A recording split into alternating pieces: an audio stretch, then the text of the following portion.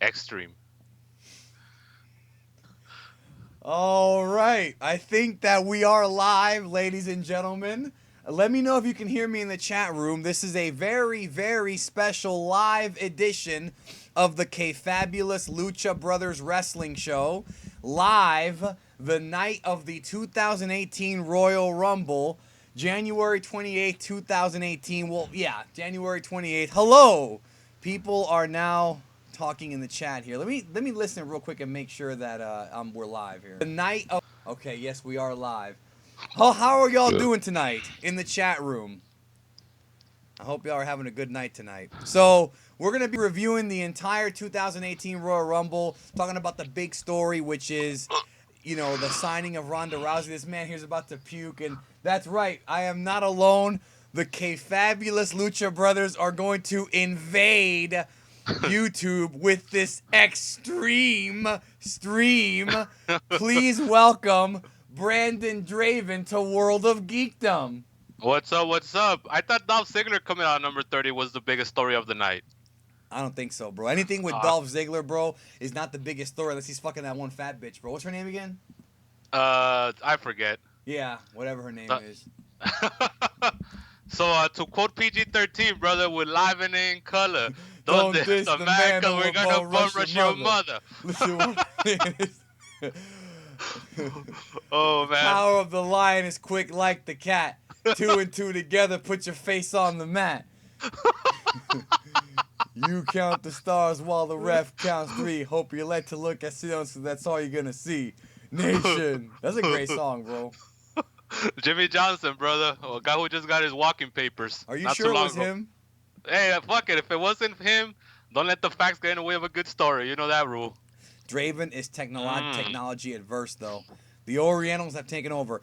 Yes, indeed, folks. Good night tonight to be Asian, because we have not one but 2 Royal Rumble winners. Now, earlier in the week, I had heard that Nia Jax was going to go over in the Rumble. That was on Tuesday. Then they said, no, Asuka's going to win. And I was like, well, that makes sense because Asuka is booked to challenge Charlotte at WrestleMania.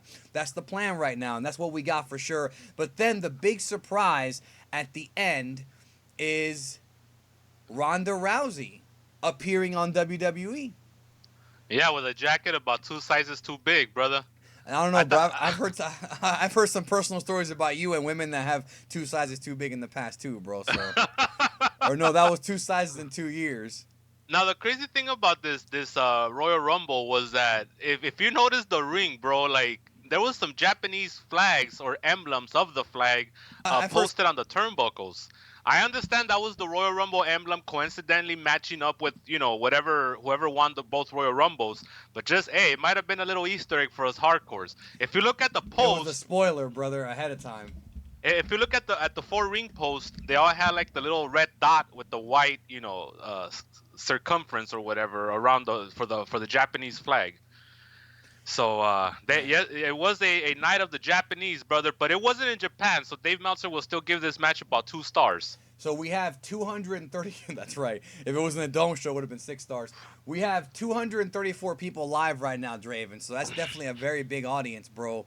And then let me explain to you guys exactly. We got to let them know now. So we're going to be reviewing the Royal Rumble tonight. But if you want to hear more of our wrestling reviews and our, kind of what we actually do here, go to iTunes and check out the K-Fabulous Lucha Brothers Wrestling Show. You should have it right there on your screen. I'm going to make it big for you guys so you can see it. Right there on your screen, the K-Fabulous Lucha Brothers Wrestling Show. This is our podcast, and me and Draven get together. First of all, if you're going to listen to the podcast, don't be a pussy, all right? That's the first thing, because this podcast is going to be 18 and up, which means that if you're 13, you're going to listen to it anyways. And I would have. If you're new to this is our main podcast. We have so many shows. Last week we covered the first Monday Night Raw, the history of Raw. We covered the Alphas and Betas of 2017. We did Bobby Heenan tribute shows. We review classic pro wrestling and some new pro wrestling too. And check us out on iTunes. 5 stars. We got 28 reviews and they're all 5 stars, folks. We got more 5 stars than Paddington 2.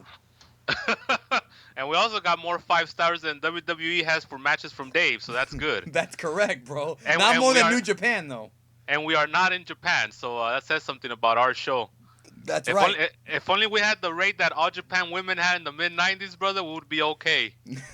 A-okay, bro. I just want to tell everybody this show, the Lucha Brothers, is not like Geekdom 101. Like, this is not family friendly. This is the dark side of geekdom, bro. Those of you who are coming over from the geekdom. Draven is not a fan of Dragon's Balls, but you know who is a fan of Dragon's Balls is Ronda Rousey, bro. Let's talk about the ESPN article, brother. Ronda Rousey, UFC Bantamweight champion, has signed with WWE, which we knew about. We're gonna tell y'all we knew about this months ago because she was training with Charlotte. But now it's official. Not only that she signed, but she also is a full timer, Draven.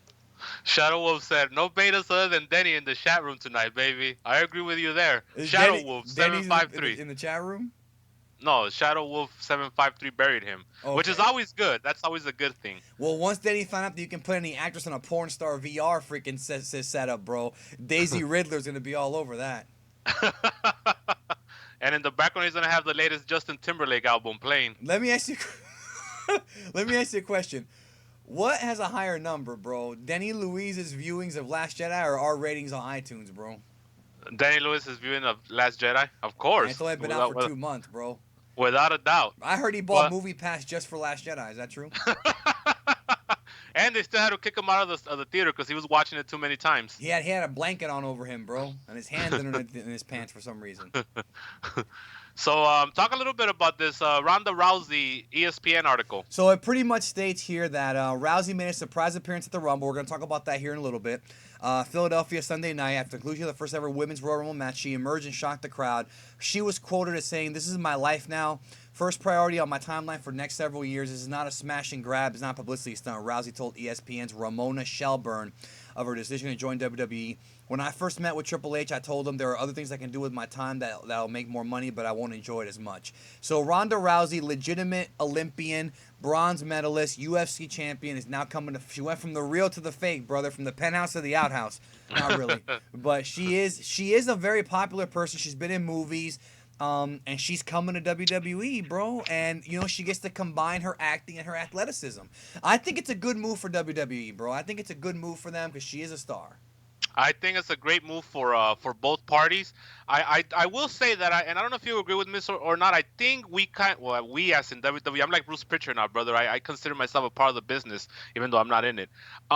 So I think for the WWE, they kind of missed out by a little tinkle on her prime as far as, you know, being an A-list celebrity, but not by much. And I know she's got some movies coming out. I don't know if they're gonna go, you know, VOD movies or theatricals, because most of the females like the Gina Carano's of the world, they kind of tend towards just, you know, gravitating towards the VOD market, which is cool because you can make some good money doing that.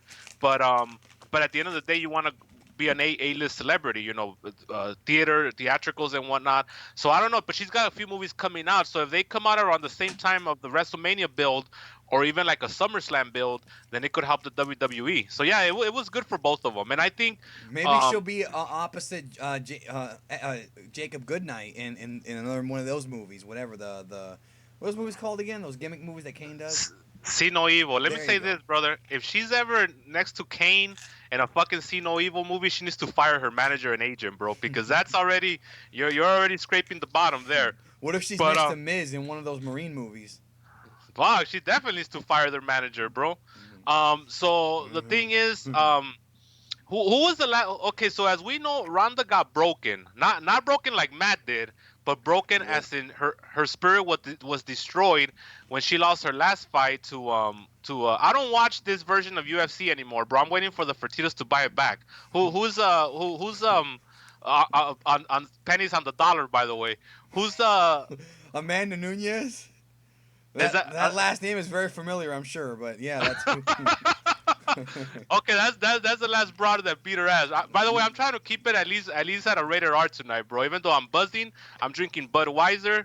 Yeah, this is gonna be a little tamer than our normal shows, bro. Yeah, because I said broad, but I would have called her something else. A lot less racism on this week.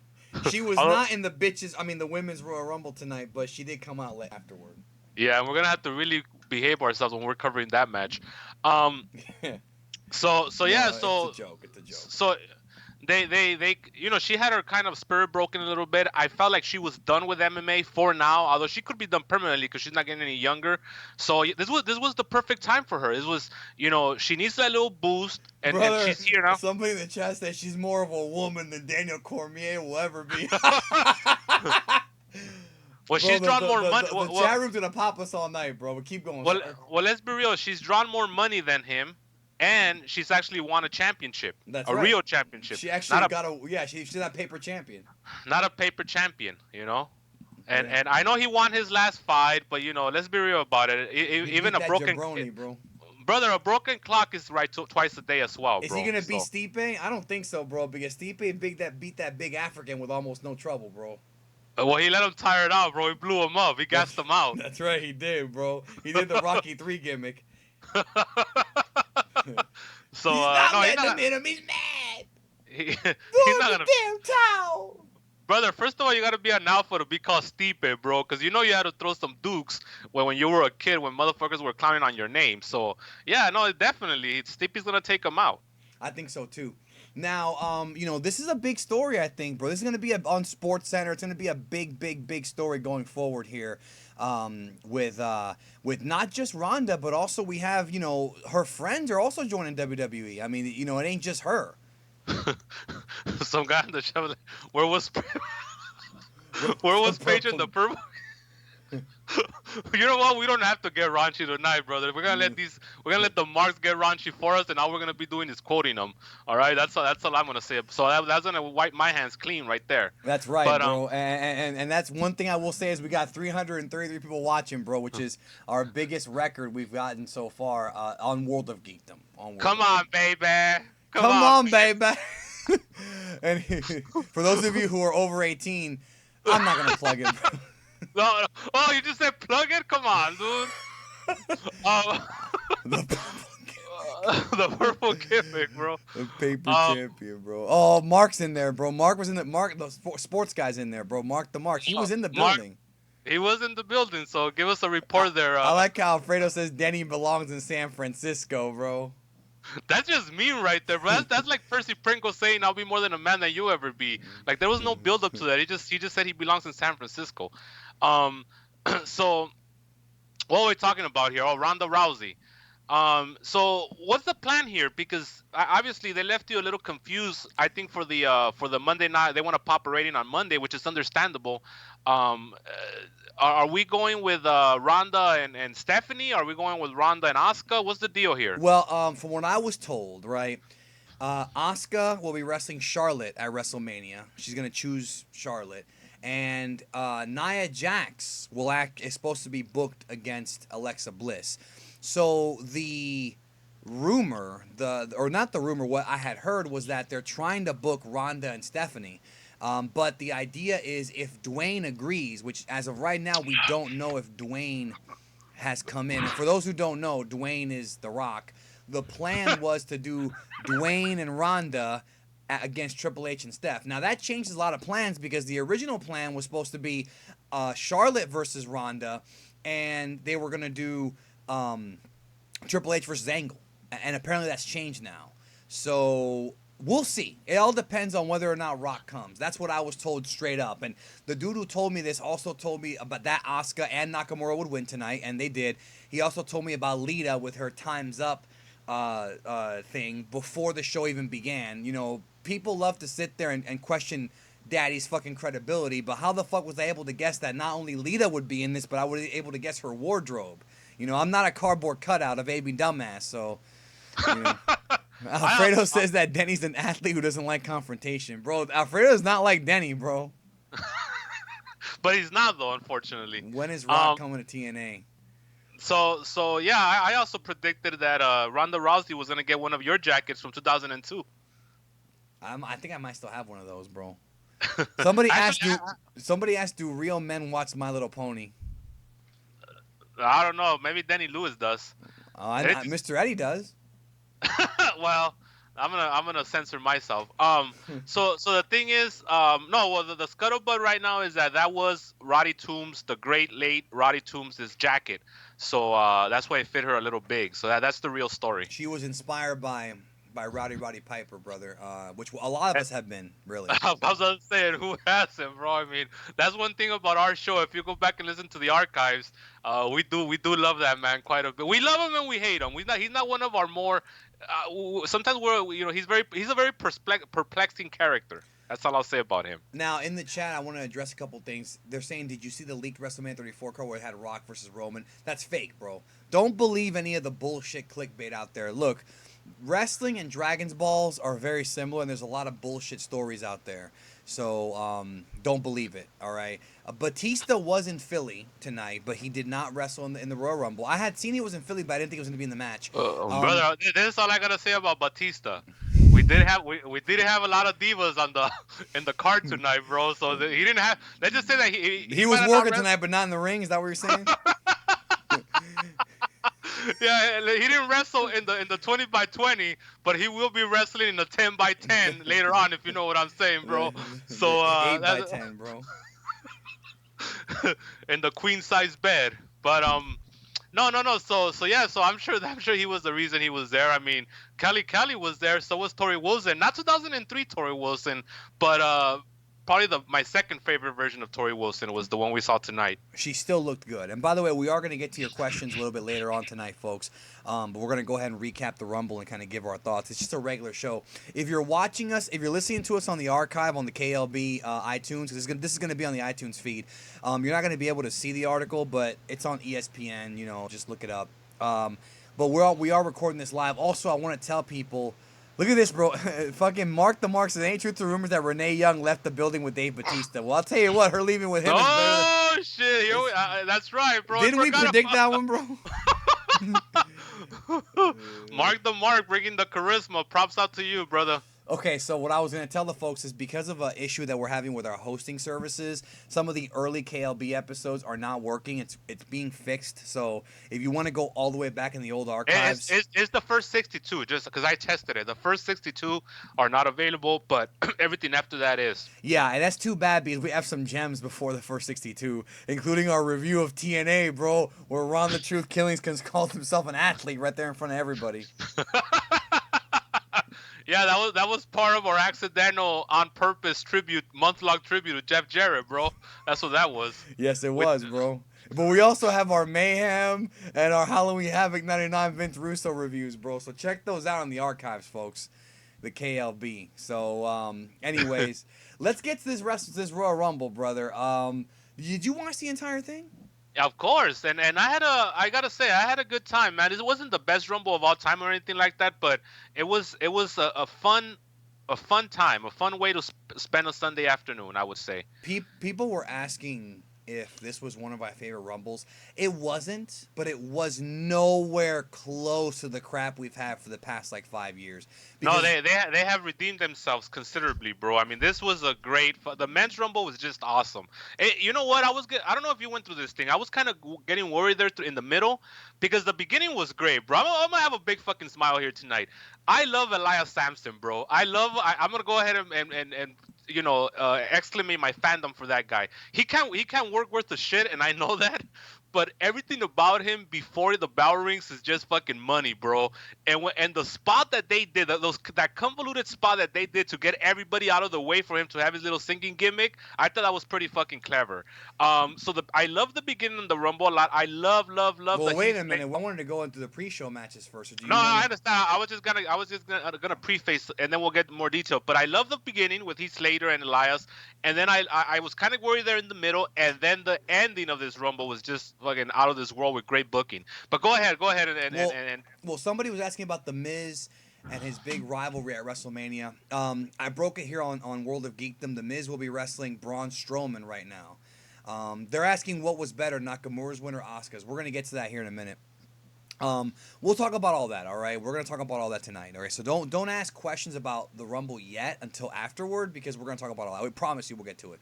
Okay. You know what you should do is you should tell the marks to ask questions about the matches we're talking about currently. That way they could give us some stuff to talk about, and then once we go to the next match, ask about that match and so on. They're asking about Bobby Lindsay too. As far as we know, he has not signed with WWE. But he is a free agent, and there's talk they're going to bring him in.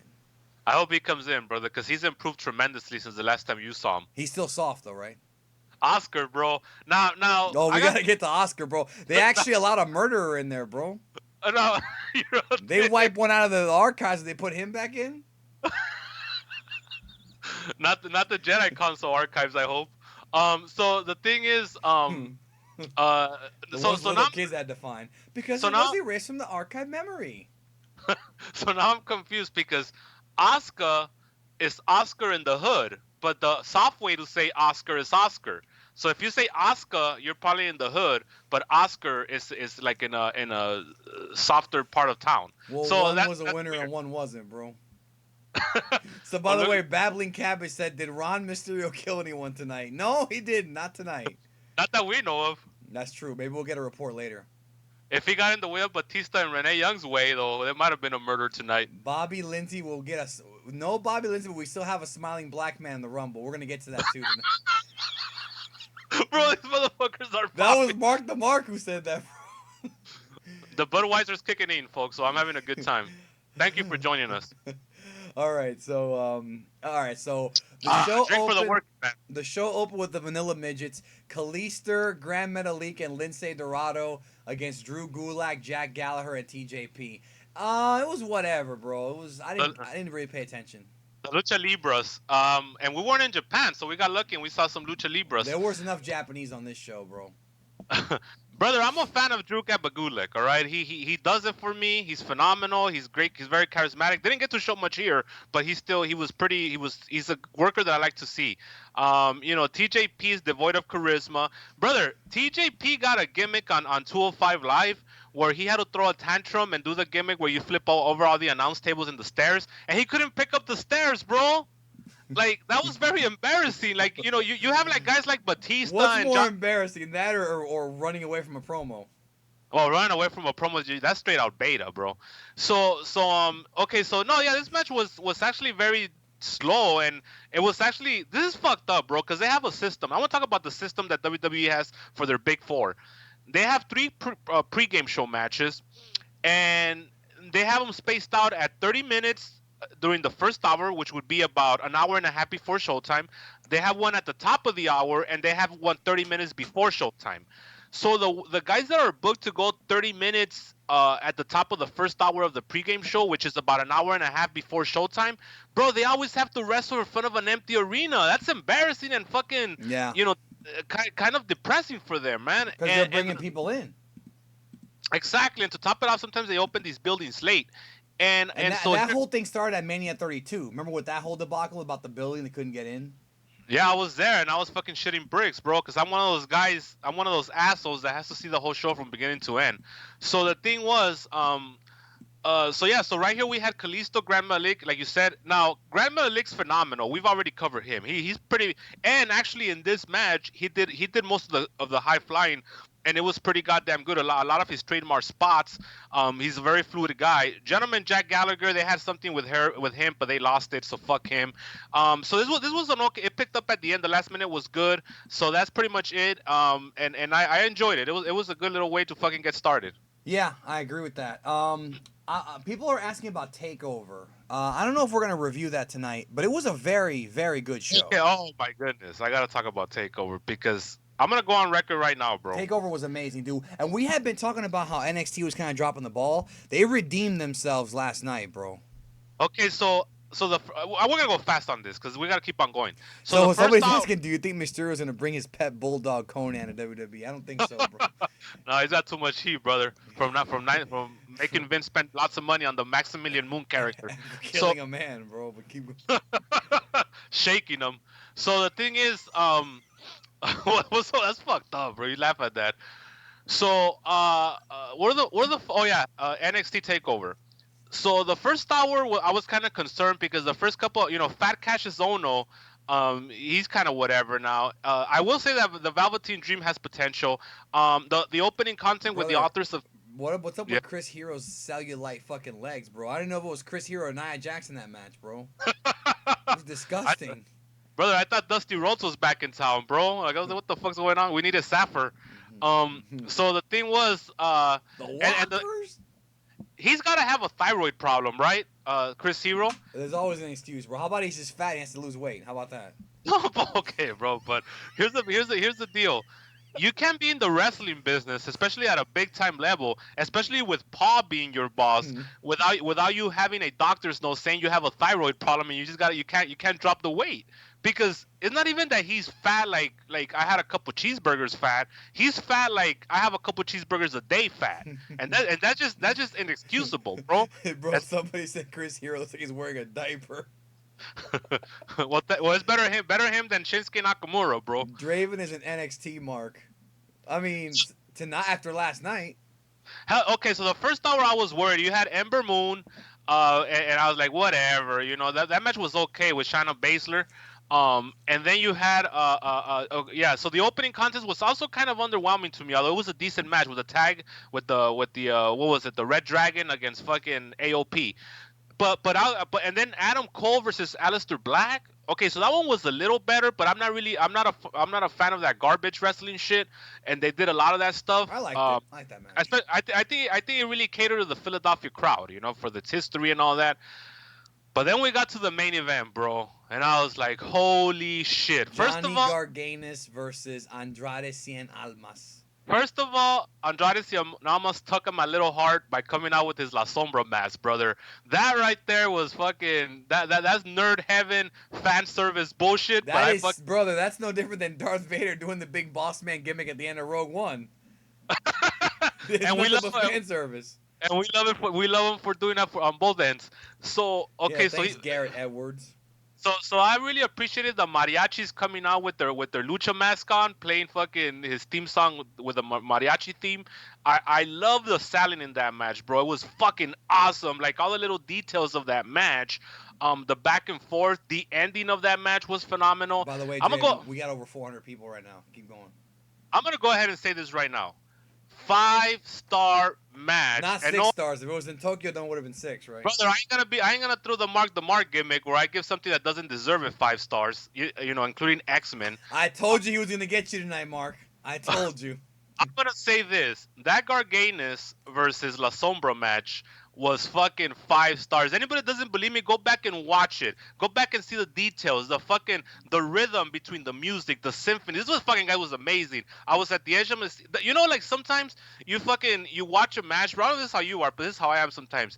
And you want to go back in time and be fucking 20 years old again and be able to get into the business, bro. That's how I was for that match. Like I was like, fuck, that was a great match. Anyways, bro, let's continue talking about Royal Rumble. We'll talk about New Beginnings later on too if you want. That was fucking great, bro. It's been a good weekend, bro. Really. And I got And what about freaking Johnny Mundo? I hate him, bro. Again, what about Johnny Mundo against freaking Dr. Wagner, bro? Bro, Dr. Wagner will always be alpha, bro. Let's just hope that, as we've talked about in our show about your stereotypical Mexican, let's just hope that Dr. Wagner didn't find out about Johnny Mundo's past life. Oh, he did. That's why he didn't put him over. I was say he would have shot on him. But anyways, so that's pretty much that. Now, the next match I was very disappointed with, brother. The Revival versus the Festus and Anderson was something. Brother, the Revival are done, bro. If the promo about them being wrestlers wasn't enough to bury them, bro, them jobbing in front of 200 people, including Reyes and the Kid, taking all their finishers, is remember Reyes in 2002? What's your finisher? The Diamond Cutter. I'm gonna kick out of it. It was like, bro. What I like about Reyes and the Clique, the boys, is like that they were backstage talking about how the Marks paid $800 for 3 matches, and they saw that as a victory, bro. Because they're all bro. Triple H had that smirk, bro. The smirk. Well, we got an $800. We got $800 to pop out there. We got 800. Did you see Jerry and Jim sleeping? They fell asleep during the show, like me and Kev. Me and Kevin Green Bay in '95. We work Bammer and Paul. And and then the whole time Big Kev has the smirky face that we love, bro. You know what I'm talking about? I'm busting up. And he's got a bottle of wine with him, bro. But they told Paul. I told him to work the leg. He didn't want to work the fucking leg. I don't know what was wrong with Knobs that night. but they told Paul because they saw the house and $800 tickets that they want a bigger payday for the Manhattan Center, bro. Somebody in the chat said, if you want to be Taker, be Taker. That's one of your favorite lines, bro. If you want to be Taker, be She's Taker. a beautiful woman. Dixie's leaving with all the boys. No, the thing about the thing about that is that this is why it popped. First of all, let's give context. Reyes was trying to convince Sting to be the Crow, That's but right. Sting had never watched. He didn't see the movie, bro, but Reyes did, because Reyes is cool like that. But then, so Reyes gives up, and he's like, "Fuck it. If you want to be Taker, be Taker." And the fact that he still calls him Taker, even though he's not even in that territory anymore, or even around Big Mark, he doesn't call him the Undertaker. He calls him Taker, bro. That's what pops me. That's right, just Taker. So remember, his last name is Taker, bro. Sarah right, Undertaker. So Luke Gallows, and Carl. Yeah, it was bro. Revival's done, bro. They're done. They're done. Yeah, they're done. The moment Booker T called both of them by their first name, bro, they called them what Dawson and Scott Dawson and yeah, Dash and Scott, bro. No. He called them Dash Wilder. So he combined both. That's I don't right, know. Dash Wilder. and then they corrected him, and he was embarrassed, but he doesn't care. All right, yeah, it was not a very good match, bro. I know that they're gonna push the club, right? The club is getting pushed. So to a degree, because they're not gonna go all out with. I mean, maybe Finn Balor they will, but by the way, he did great tonight. I'm not really a fan of him, but I gotta put him over tonight. He was the Iron Man tonight. So the Revival, I mean the club, Festus and Anderson, they're always gonna get they're not gonna go all out with them. They're always gonna be the guys that put over whomever Finn Balor's feuding with. That's gonna be their role. But it's better now than how they were before, because remember the last couple of years have not been very good for them, bro. No, they haven't. You're right about that. So, they were okay when they were with AJ. Then when AJ left to SmackDown, they were fucked, and now they got Finn Balor there.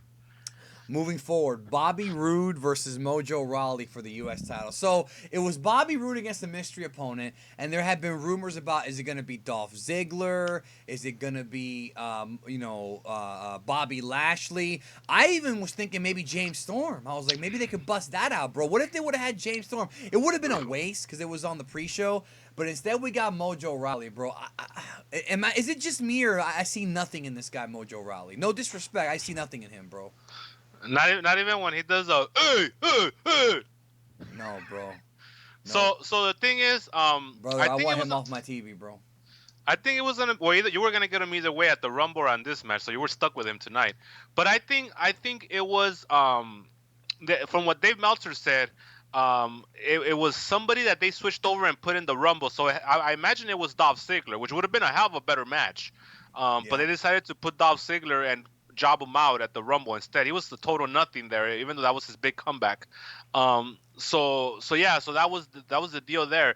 Now again, I was very disappointed in this match. One of the things that one of the rules that I have as a wrestling fan is that if you're gonna get under 10 minutes, use those 10 minutes as much as you can, bro. Be as intense as you can, because it's not a long time and it's gonna have to be a fight. That's right. When you're like Lesnar Goldberg at WrestleMania last year. That's right, or even this year with those three galoots, they also had they didn't have a they're not from Harlem. I think they're a couple of country bumpkins from Houston. Hey, is Andre really your dad? Brock Lesnar, Strowman, and Kane didn't have a lot of time tonight, but they pretty much used it all up, which is a good thing. But here, whenever you have a 7-minute match and you're doing rest holds, I got a problem with that, because to me you can't work. At that point, you don't have enough in your arsenal to be a good worker. That's what Mojo Rawley was doing. A lot of stomping, a lot of kicking. Everything centers around the fucking Dr. Death Williams 3-point stance. We get it, bro. You played football, you know? we just need Jim Ross to remind us every 2 minutes, bro. He was a linebacker for Tijuana State. I know everything there is to do in this business. I put up the ring, negotiated talent. We haven't done that gimmick since his wife died, bro. We laid off of him for a while, bro. But we got to get him again, bro. Yeah, now that we know that he wants to fuck again, we got to get him again, bro. That's right, bro. You want to talk about that real quick? Why don't you talk about it? Well, he was on the prowl, bro, putting stalking Caitlyn or Celeste, whatever, from the former Caitlyn. Former Caitlyn on Twitter, bro. He's giving her the eye on Twitter, bro. Well, I once told who did he tell to work on his chest? Vernon White. No, not Vernon White, bro. He told the teacher, bro. What's his name from Matt? It was Matt. Huh? Tony Norris. Tony Norris. Yeah, you know. And then you get in the hunt. No, it wasn't Tony Norris, but I saw Mitt Johnson. No, it was Tony. It was Tony. Oh, dude, from freaking. Oh man, why is my brain drawing a blank right now, bro? I'm reading the freaking chat, bro. I'm being distracted by the chat. Are you sure it wasn't Vernon Tiger White? Let's just say it was him, bro, for argument's sake. Vernon Tiger White, bro. Oh, brother, all these guys kind of lump it together from that era, bro. Yeah, it was freaking the guy who worked with somebody in the chat room helped me out, bro. The guy with Mike Modest, he worked. No, yeah, it was from All Pro, bro. With Mike Modest and Tony Jones, bro, from All Pro. Well, if you work on your chest there a little bit, and you get back in the hunt. You know, they told us, they say, you know, Jones is good, but Modest is ready. But the thing about it is that he certainly didn't put that on Caitlyn's Twitter, bro, about working on her chest, because there ain't nothing there to work. That chest is ready. Somebody said, "Are you afraid of the NWO invading Geekdom 101?" Highly unlikely. Next question. Good morning. You're on Livewire. Hello. People are. There's a bunch of shit. Okay, people are asking who's more beta, bro. Mojo Raleigh or Jason Jordan? Oh, Jason Jordan for sure. Especially after tonight, bro. I mean, the guy can't. He can't even work anymore, and that was the only good quality he had. So it's right around this time that I had gotten confirmation that the women are going to close the show. Now, I was thinking, well, wait a minute. Now, are they doing this for a reason? I'm like, okay, they want to be progressive, or is it because they have a surprise? And we knew Ronda was not in the Rumble match. We knew that. But I was thinking she might catch a late flight, and that's exactly what she did. She caught a late flight to appear at the end of the pay-per-view. And they wanted to kind of make it. It was a progressive move, like, you know, to say, hey, you know, we have women closing the show. But Ronda showing up there was definitely like something that they had planned, but it was a late thing. So that's why they did it. Now, looking back on it, do you think it would have been more effective if they had the men go on last? No, I think it was good. I mean, you know what? In this situation, either or would have been okay. But with all things being equal, they did the right choice only because of the ending. Now, you know, you do want to have that last kind of impactful image that's gonna give you all the press, like you said, with the mainstream news outlets. You do want it to be Ronda Rousey. So I think it was a good ending for that reason. Had she not been there, I think it would have been better off that the men go on last. Yeah, well, I will say this. One of the things I thought was very smart about this Rumble and the way it was booked is that you had the men's Rumble, which didn't really have that many surprises, but there was some good work in it. Then you had the women Rumble, which had a lot of surprises. And one thing I do love about this, now we don't know if they're going to do more of these women Rumbles, but what I liked about it was they really did a great job, and we're going to talk about it more later, of paying respect to the women of different eras. You had Trish, you had Molly, you had Lita, then you had Beth Phoenix, Michelle McCool from like the next era, then you had the Bellas, then you had like the women in there now, and I really liked how they mixed and matched the different women in that Rumble. So you're saying that Bret Hart fast-forwarded through that portion? No, I think he was watching intently, bro. Now, if Gail Kim was there, he would have watched even more intently. Or anybody from Italy. I mean, Natty was there. Yeah, but he barely wanted to be in her corner that one day, bro. He was bitching about it the whole time on social media. Right. Now, well, I don't want to be backstage. I'm only there because I'm supporting my niece. Headcase is asking the women's Rumble was more fun than the men's Rumble. That's I don't know. I think I really kind of agree in a way, though. I actually like that women's Rumble a lot more. That's just because he got caught up in the nostalgia, I think. No, I thought it was fun, but it wasn't. It was definitely a train wreck at times, though. But the men's Rumble, I think, was worked better. But that was put it this way. I think time is gonna be more generous to the men's Rumble than the women's Rumble. If we see this a year from now, I think we're gonna enjoy the men's Rumble a little more than we are the women's Rumble. I agree. Now let's get to the Royal Rumble pay-per-view. All right, let's go ahead and start the match. We're going to start reviewing the matches here. They open with the WWE Championship, AJ Styles versus Kevin Owens and Sami Zayn. We heard that Kevin Owens was hurt going into this, but he worked. I mean, yeah, Zayn worked most of the match, but the finish was like this controversial one where it looked like Sami was going to tag him, but he didn't tag him. And then, but Kevin Owens comes in anyways, and AJ pins him. He goes for the pop-up powerbomb. AJ flips him over into a cradle for the win. I liked it. It wasn't as good as some of the stuff they've done on the house shows that I've seen, or some of the stuff they've done on SmackDown, but it was still pretty good. But the storyline's going to continue. This angle is not over yet because they can then complain to Stephanie, or I'm sorry, to Shane No, no, about it. Shano, And Shano. I want to say one thing, Zeta Force, please stop spamming. Please do not spam the chat with the same question over and over again. I don't know if they're gonna be restored, bro. Just please stop spamming the same question. All right. Annoying when somebody does that. I see your question. We're reviewing the show right now. Like, stay on topic. Keep going, Draven, bro. What do you think about this match? So no, I enjoyed it. For an opening contest, it was pretty good. It was kind of a waste of AJ.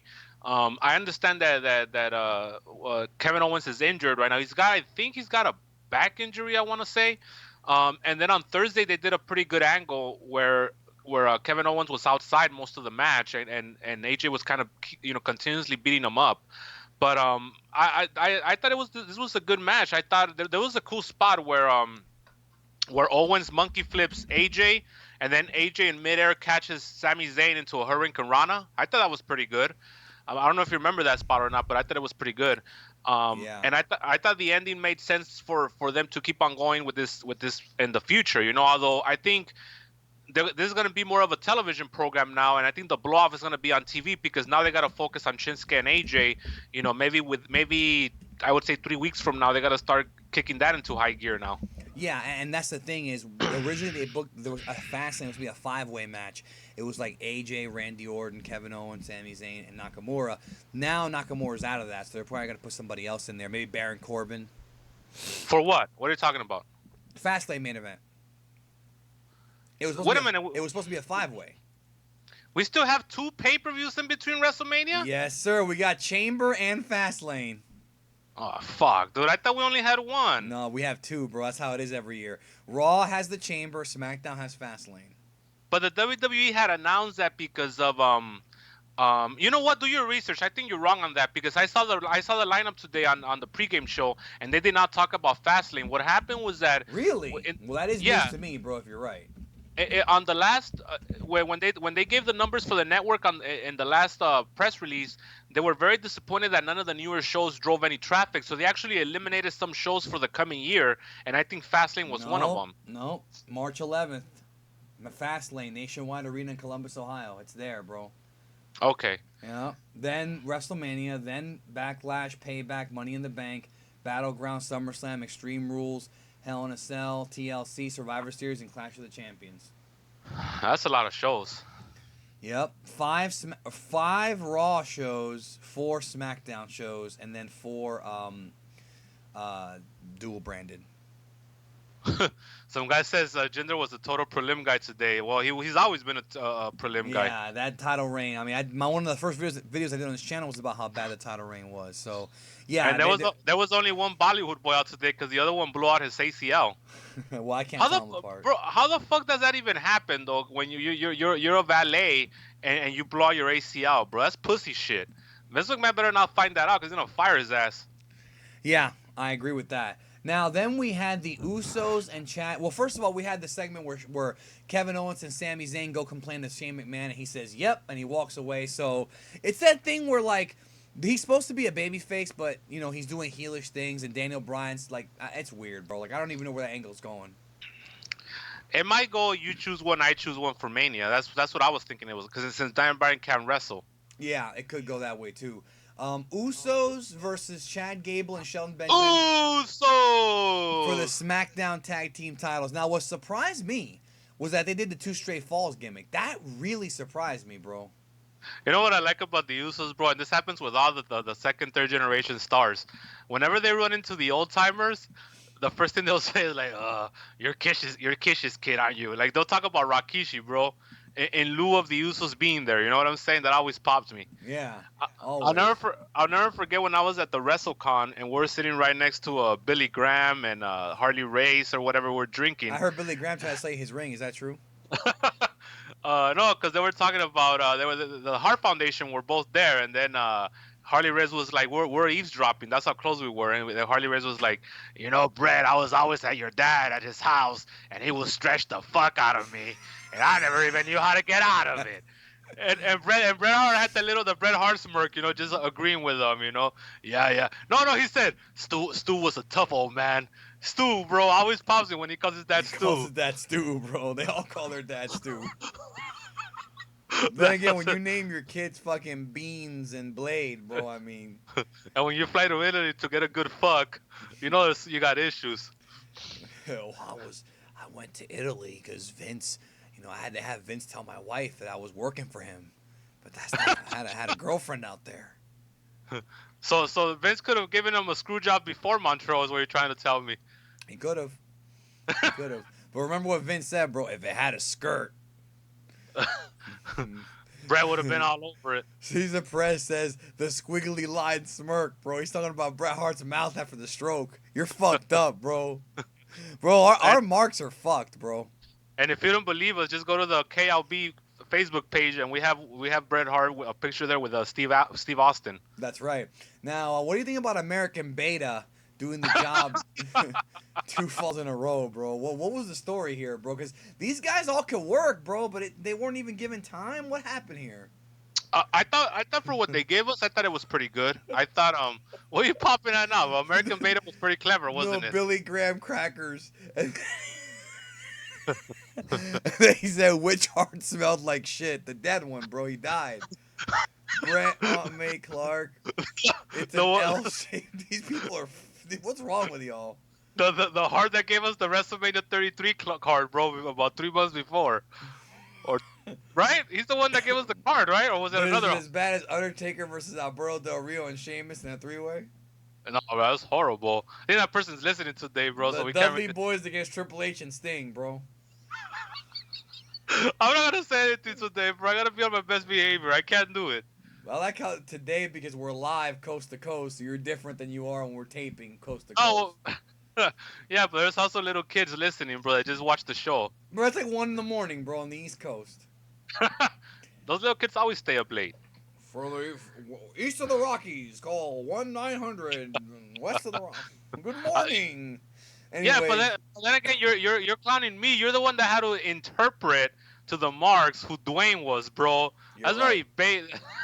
They should know who Dwayne is, bro. He's the nerd in Jumanji. Or as Bruce Pitcher called him on his podcast, Dewey, bro. He says that he hates when they call him Dewey, and they used to fuck with him by calling him Dewey. Dwayne? Yeah. Because of Kane Dewey? No, because I guess Dwayne, and that's a nickname for Dwayne is Dewey. That's, you know, when he was when he was a little kid, they called him Dewey, and they kept on calling him Dewey when he was a grown ass man, and he didn't like it. That's good to know, bro. $7 production. That's right, bro. The man who Double G modeled his life after, bro, and for a couple of different reasons. This weekend solidified that, and that's all I'm gonna say about that. And his haircut. That's right, and the soul patch, bro, and the sunglasses. Double G is the new. Double G stuck in '98, bro, with the Rock look. Do you think Double G walks around with like the shorts, and he holds like his tablet like a book? No, because he doesn't have the thighs to pull it off, bro. That's what made it wacky with the Rock. He doesn't have the $400 shirts that he gave to Jerry Lawler. He wouldn't tip a canoe. I wonder how many people actually get that joke, bro. I mean, if you listen to the Bruce Pitcher podcast, you heard it, so shout out to Conrad, bro, our boy. So, again, what do you think about the Usos beating American Beta 2 straight falls? I thought it was something different. I thought the way it happened at the end was something different. You want to be different sometimes. You want to be unpredictable. Sometimes, you know, they're kind of pantomiming a real fight. So sometimes things happen in a real fight. And I do like how the second fall, like, it was just a quick roll-up on Benjamin, and he got pinned. You know, I thought for the time that we're given, I thought it was a decent match. There was nothing bad about it. You know, Gable did an incredible moonsault from the top all the way to the floor on the Usos. And then he also busted out a fucking tiger suplex, bro. I haven't seen that in a long ass time. You know, on one of the Usos. Somebody said Shawn Michaels' thin hair looks like PS1 graphics. Brother, we gotta talk about Sasha Banks, bro. I didn't know if that was Sasha Banks or Kane from 2003 when he unmasked, bro. What happened to Sasha Banks' hairline, bro? Well, it's been receding by the day, bro, for about a year now. Who's worse, her or LeBron James? And what's fucked up is that she's married to a seamstress. Wouldn't the seamstress be able to do something about that hair? I don't Maybe know, maybe bro. maybe, maybe pull it forward a little bit. I have no. He, I don't he's know. got. I don't know. Maybe the whole thing's a wig, bro. Maybe the seamstress has the sewing machine. They could fucking just yank it up and then and start stapling it. I guess you're right, bro. She did a good job as the heel though towards the end. I gotta give her credit for that. She's a natural heel. So let's talk about the men's. AKA a bitch is what you're trying to say. I'm not gonna say that, but men's Royal Rumble here. There were more bitches in the men's Royal Rumble than in the women's. So, all right. So it's all about the numbers. This is when the internet had a meltdown. So I'm on my tablet and I go to Twitter, brother, and there are so many people. I can't believe the men are going on at 8:00, bro. You believe that? Listen, for as much as the society has claimed to be super PC, super liberal now with the feminist movement, there's still this subconscious thing in a man that bothers him when the women are going on last. I didn't mind it one bit, brother. All right, I didn't care. To me, just give me a good show. I was excited. I was ready. What does it matter if they go on first or they go on last? It wasn't really, and then taking into consideration the ending of the matches, it was the right decision anyway. So fuck those fucking nerds who probably never even had a woman in their lives, fucking talking shit. Fuck them. So, all right, men's Brother, Royal Rumble. this is the same population. I'm gonna go ahead and say it right here. This is the same population that was confused. Well, what other words could I use? Disgusted, amazed. Are you gonna get to the part about Paige being choked? By Brad Maddox choking Paige during a lovemaking session. Let me tell you something, you basement dwellers. That's a normal part of lovemaking. All right, if you've never experienced it, it's not their fault. So these people were legitimately fucking confused, bro. It wasn't even like they were joking. They were like, what is he doing to her? Why is he choking her? What's going on? It's like, get the fuck out of here with that shit. Are these the kind of people you deal with for these Dragon's Balls, bro? Constantly? Yeah, constantly, bro. That's what I deal with in God. Dragon Ball, bro. Pretty much every Dragon Ball fan's either retarded or a post-87, bro. Except for my audience. My audience is okay. Like, for example, this guy right here said Jinder versus Prime Taker, who wins? Like, that's a retarded fucking question, bro. Don't take it personal. I like how you cut them down and then you told them you're actually raising them up. That's how I do it, bro. Somebody was like NFL, Pro Bowl, and Grammys. Who the fuck cares about that? We're talking about wrestling right now, bro. They're all greatest worked. sport in the world. They're all worked. How about that? Yeah, all of them are worked, bro. Including the Grammys. So what do you think, bro? Shape of Water, best picture of the year? I think so. No. I'm not asking if you think it should win. I'm asking, will it win? Are the old codgers there? Are the good old boys network at the Oscars, bro? Are they gonna vote for that movie, bro? Yes, that's gonna win. Okay. That's gonna get the W. Yeah, by the way, when I talk about the Dragon Ball community, I'm not talking about my audience. I'm talking about everybody else but you guys. All right, you guys are very smart. Anyways, let's talk about the men's Royal Rumble, brother. 8 p.m. Eastern time, bro. All right. They're the smartest crew on the short bus. That's what they are. That's right. All right. So that's a good thing. The nicest guys in prison. So, Rusev, number 1. Finn Balor, number 2. Yeah. I was already excited about that, bro, because Rusev's over like Rover right now. It's Rusev Day today. Then they had the Rhinoceros and Baron Corbin, who did nothing. Baron Corbin. Well, he came in and he, first of all, he left his hairline in the dressing room. But second of all, he did a couple spots here and there that were pretty good. He got, you know what he got, bro? He got that spot that every guy that's gonna get thrown out fast gets, where they come in, they clean house, and then they get thrown out. He got that gimmick. Is he done, bro? I mean, at this point, we've said that for the past 6 months. He's somehow come back. No, but I think he's definitely stuck in the prelims right now. I mean, I don't see anything for him for Mania. Who is he gonna? Oh, you know what? They could put him with Bobby Roode, I guess. Or they could put him in that Battle Royal with Andre won again. But Somebody said, "Bless their little hearts, bro." Let me tell you something about this Andre the Giant Battle Royal. If you win it twice, the second time it's actually a demotion, right? Because the point of that Battle Royal, whoever wins it, means they're gonna have a good year. So if you're there in that situation again and you win it, It's like being Daniel Cormier. Like, what have you really won? You're kind of still the first place loser, aka second place. Somebody said So Maddox and Austin Creed for tag champs. that meme of them being in the Hall of Fame together, bro, that was the one that popped me about a year ago or whatever. Yeah, it was about a year ago. Now we had Heath Slater, and like the early storyline of the match was that Heath Slater was the whipping boy, and that whoever would come out would beat up Heath Slater. That was the early story until Sheamus came in at I number love 11. that, I bro. loved it. It was very creative. Yeah, I Eh, kind of felt bad because Slater's a babyface, and that would have worked better for a heel, in my opinion, bro.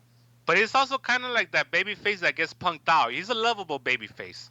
Now then we had Elias at number 6. So Heath Slater's a baby face as much as the guy being in the friend zone is a baby face. You see what I'm saying? Well, I They're have no gonna respect for either one, bro. So they're gonna get dragged around the mud a couple times, but we still love them. We still want them to come back. this guy Wildman, but we have a lot of marks for our show, bro. He writes, Stephanie McMahon needs to get knocked plumb down, straight down to the ground. It don't take that long to kick her in the mouth. They take that long to kick her in the mouth.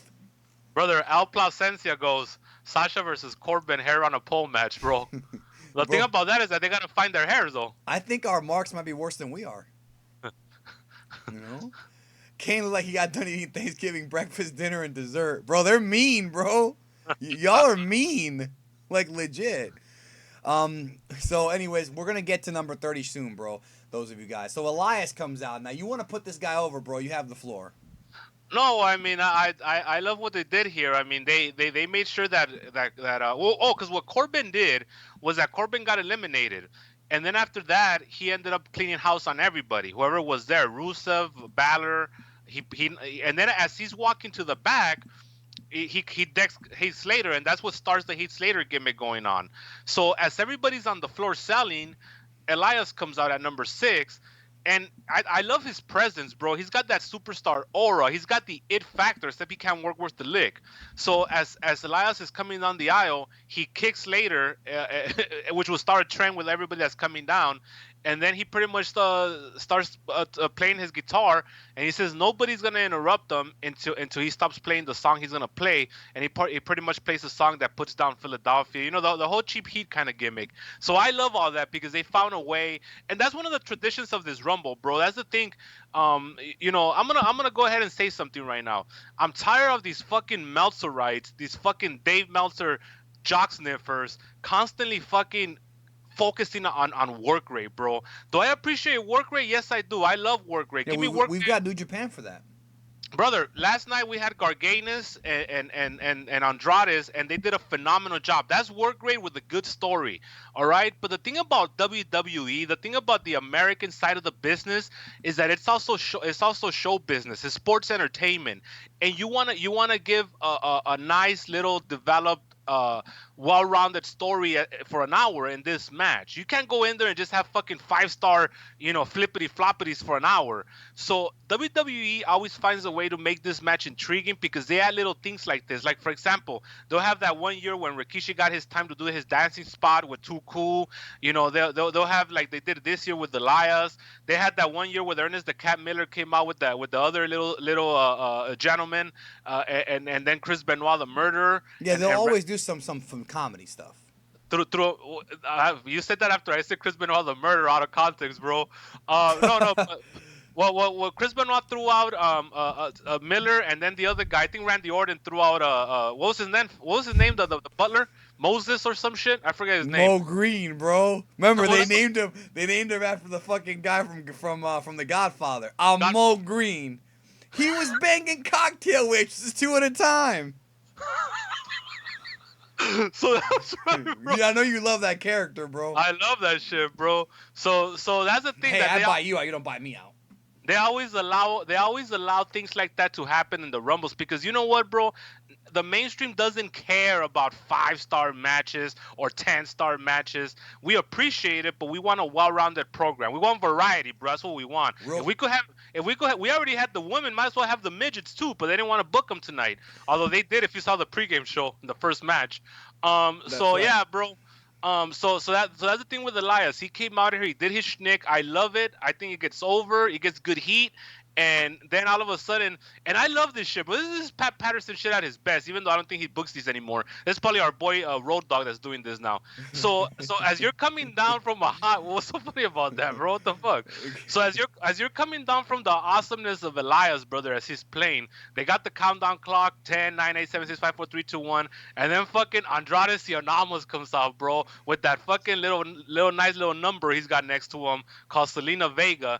And she's coming out, and as our Puerto Rican brothers out there know, she's already hollering at him, bro. So she's already telling him, you better bring home the bacon, you better bring the dollars, you better bring the victory. And he's coming out there, he's selling the match before, which is Wrestling 101, and he comes in there. So they made me pop twice, bro, with Elias and with fucking Andrade Cien. So far I'm having a good time. Now, I just want to say real quick before we get back to the Rumble. Right now, you should see on your screen, WWEshop.com, already selling Ronda Rousey merchandise. Rowdy Ronda Rousey t-shirts are now available on WWEshop.com. I'm not trying to sell them for Ronda, but they are not wasting any time putting out the Ronda merch, brother. We got 486 people watching right now, and I gotta say, if you guys would be so kind, we're at 490, bro. It just went up to 490. Now it's down to 481. If you want to be so kind as to go ahead and give us a like on the KLB Fabulous Lucha Brothers page, much obliged right there. We guarantee you we're gonna entertain you because we got some great contributors as well. And that's on just so you know, that's on the Facebook KLB page. And I gotta talk to Big D to talk about the logistics about this. But since our community is growing, I am considering opening up a group page because it's worked for other things that me and some of the other community are involved in. So we might do that, but that's in the future, and we got to talk about that later. But so right now, go ahead and do that. So let's continue with this Royal Rumble. Well, I just also want to say, remember to check us out on iTunes and subscribe. iTunes! On iTunes, Cluster B Ronda Rousey. No, check us out over on iTunes for sure, because that's where the shows are archived. So okay.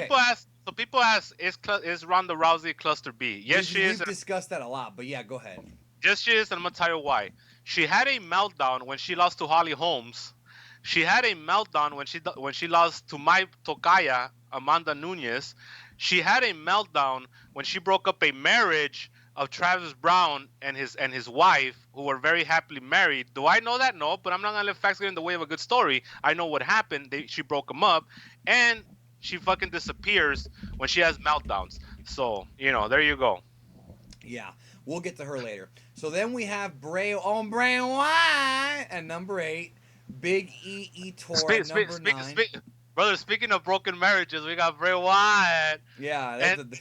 And I got to say something about Bray Wyatt. Oh, I'll tell you what, JoJo Offerman looked good tonight, bro. I was going to say, I'm going to put her over right now, bro. She had that little in mourning kind of funeral dress going on.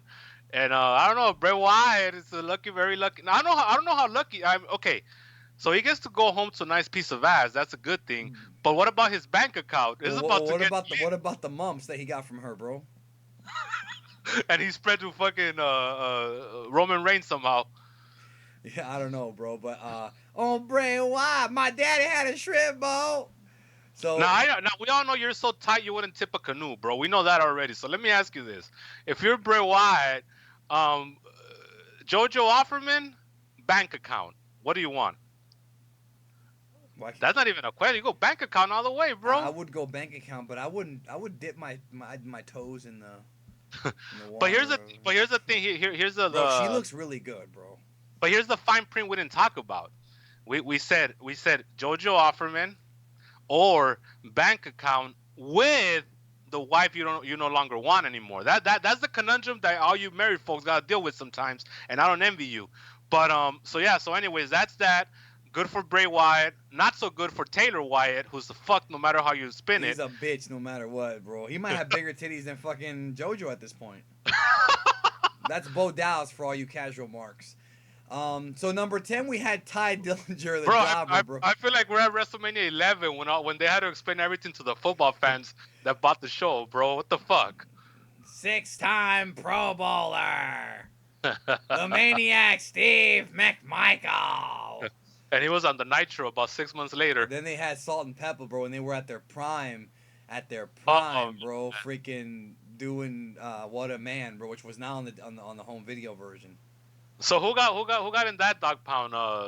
From Bret Hart. Probably was probably Bret Hart. Who else is I gonna? would. Well, where's that picture of Bret Hart in the intro to WrestleMania 11 when they're rubbing his chest, bro? He probably fucked both of them. That's right, with Jonathan Taylor Thomas. That's right, bro. Da-da-da-da-da-da. Now you know what never made sense to me, bro. It never. They buried Jenny McCarthy, so it's supposed to be Pamela Anderson walking out with Shawn Michaels, the winner of the Rumble. This man went through 30 men, bro. 30 men. He beat 30 men, right? According to him. Yeah. And he's supposed to walk out with freaking Pam, and then Pam bounces and goes with Diesel. Isn't she contractually obligated to be with Shawn Michaels, bro? Well, the real story was that Tommy Lee didn't appreciate that, and he created a stir, and that's why they switched it up. Okay, but why is Kevin Nash better than Shawn? Because he was married and Shawn wasn't? That's probably why, bro. Yeah, but it's a business, brother. It doesn't matter if you're married in the business. Remember, Mickey Rourke thought that Chris Jericho was gonna shoot on him day of the show. So he brought Frank Shamrock, and Vince is like, "I'll take that little guy right there." So these celebrities get worked all the time, believe it or not. So maybe Sean rubbed his dick on Tommy Lee and catering, bro, and he didn't appreciate. Yeah, but it. we know whose is bigger, bro. That's a confirmed kill right there.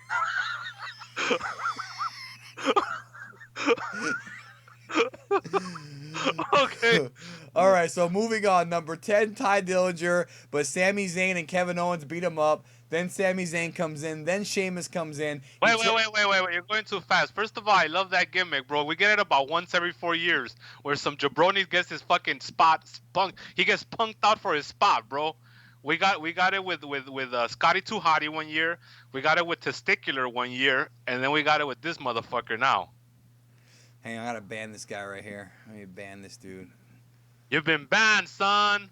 It's another guy who wants to expose me, bro. You know how many people have said they want to expose me and they haven't done it yet? What are they gonna expose, bro? Fucking homos. Anyways, so Sheamus comes in and he throws. I love this spot, bro. I loved it. All right, you go ahead and talk about it. So after about 4 or 5 entrances, with everybody getting their licks in on Heath Slater, and the cool part about the continuity of this spot was that every time a new guy would come out, Heath Slater was getting closer and closer to the ring, but he never could quite make it because he always got put down by another jabroni. So this time he's finally in the apron. And then Sheamus comes in. This is a great spot, bro. Sheamus comes in and he throws them into the ring. And as he's going in the ring, our expectations are that he's gonna punk him out and eliminate him. No, Sheamus throws Slater into the ring. Slater gets back up because this makes perfect sense because he's had about a minute and a half to kind of get his bearings. So he gets back up right away, and as Sheamus is going into the ring, he gets close-lined out of the fucking ring by Heath Slater, bro, and he gets a big-ass pop. It's not as big as Maven Hoffman and The Undertaker, but it's in the same territory. And then fucking they eliminate fucking Slater after that, unfortunately. Who threw out Slater? I'm trying to remember. Oh, it was Bray Wyatt. Oh, Bray Wyatt. Yeah. So then we had Xavier Woods come out, bro. And then Apollo Crews. What do they have in common? Not much. No, but Xavier has fucked around with a purple gimmick. Has Apollo Crews fucked around with a purple gimmick? I think, bro, he probably put it in his own ass. that came out of nowhere, bro. Then number 14 was Schinsky Nakamura, brother. Yeah, and he comes out gyrating. Now, Schinsky, does he have the gimmick of like having like a 10-year-old brain and like a 37-year-old body? I've been saying that for a while now, bro. WWE books him like an idiot, dude. Like he's not like they book him like he's dumb, but he's not dumb. Well, we don't know that. Well, no, he's not dumb. No, I mean he. And then I win the Rumble and go to Mania to fight AJ Styles. AJ Styles, I wrestled Dom Tokyo with him 4 years ago. I thought we Dom Tokyo in the Dandy for Ariaki. You know what I was waiting for, because one of the cool things about that nobody knows about, or very few know about, is that when Lazy Mura won, the two people that he could have chosen to wrestle, he's actually headlined the Tokyo Dome with on 2 occasions, which is Brock Lesnar and AJ Styles. So he could have said that on the air and pissed off Vince McMahon, but he didn't. I banned the wrong guy here. You're an asshole, I bro. banned the wrong guy, bro. See if this guy was being a digger. Whatever, bro. I'm not very good at moderating this chat. Whatever. Keep What? going. That's a misunderstanding, fella. Please come back to us. Sorry, Josh T. That was a mistake. Come back. I'll unban you later. Josh Nelson or Nason. So the 16th entrant is, well, we talked about the 15th one being Cesaro. Then the 16th entrant was King Kofi Kingston. Yep. Um, And 17 was Jinder Mahal, bro. Now, what do you think about the Kofi gimmick this year?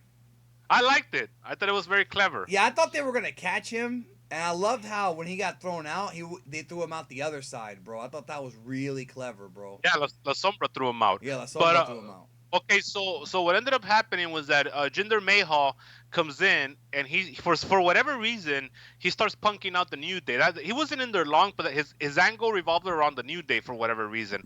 So Jinder Mahal eliminates Xavier, and he eliminates Big E Langston. So then he tries to eliminate Kofi.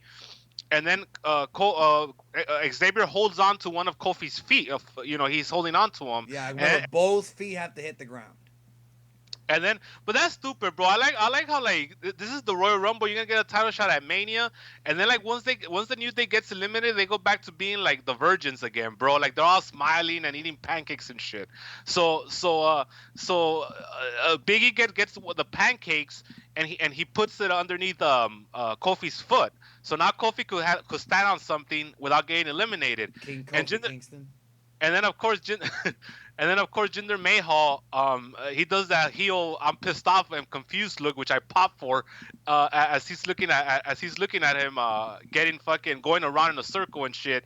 But as he's going out, somehow Jinder Mahal gets eliminated during this time. Yeah.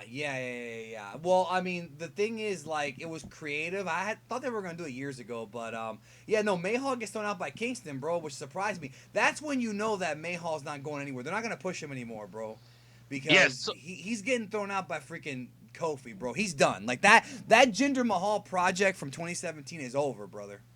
But what I would appreciate if you're gonna because I think there's still some prelim money in Mahal as a comedy figure. I think that's the next route for him if he wants to stay relevant. I would agree with that. Yeah. But yeah, so Kofi eliminates Mahal, and then Almas eliminates Kofi. But here's the cool part about it. So as Almas has Kofi ready to throw him out, he sees the New Day on one end, and then he just flips over to the other end and he launches him out through the other side. What about when Big E was throwing pancakes at Jinder, bro? That was pretty cool. Yeah, and then the pancake stayed there, and everybody took a bump on him, bro. That was another cool little Easter egg throughout the match. King Kofi Kingston and the Grand Wizard Ernie, bro. He's combining eras, bro.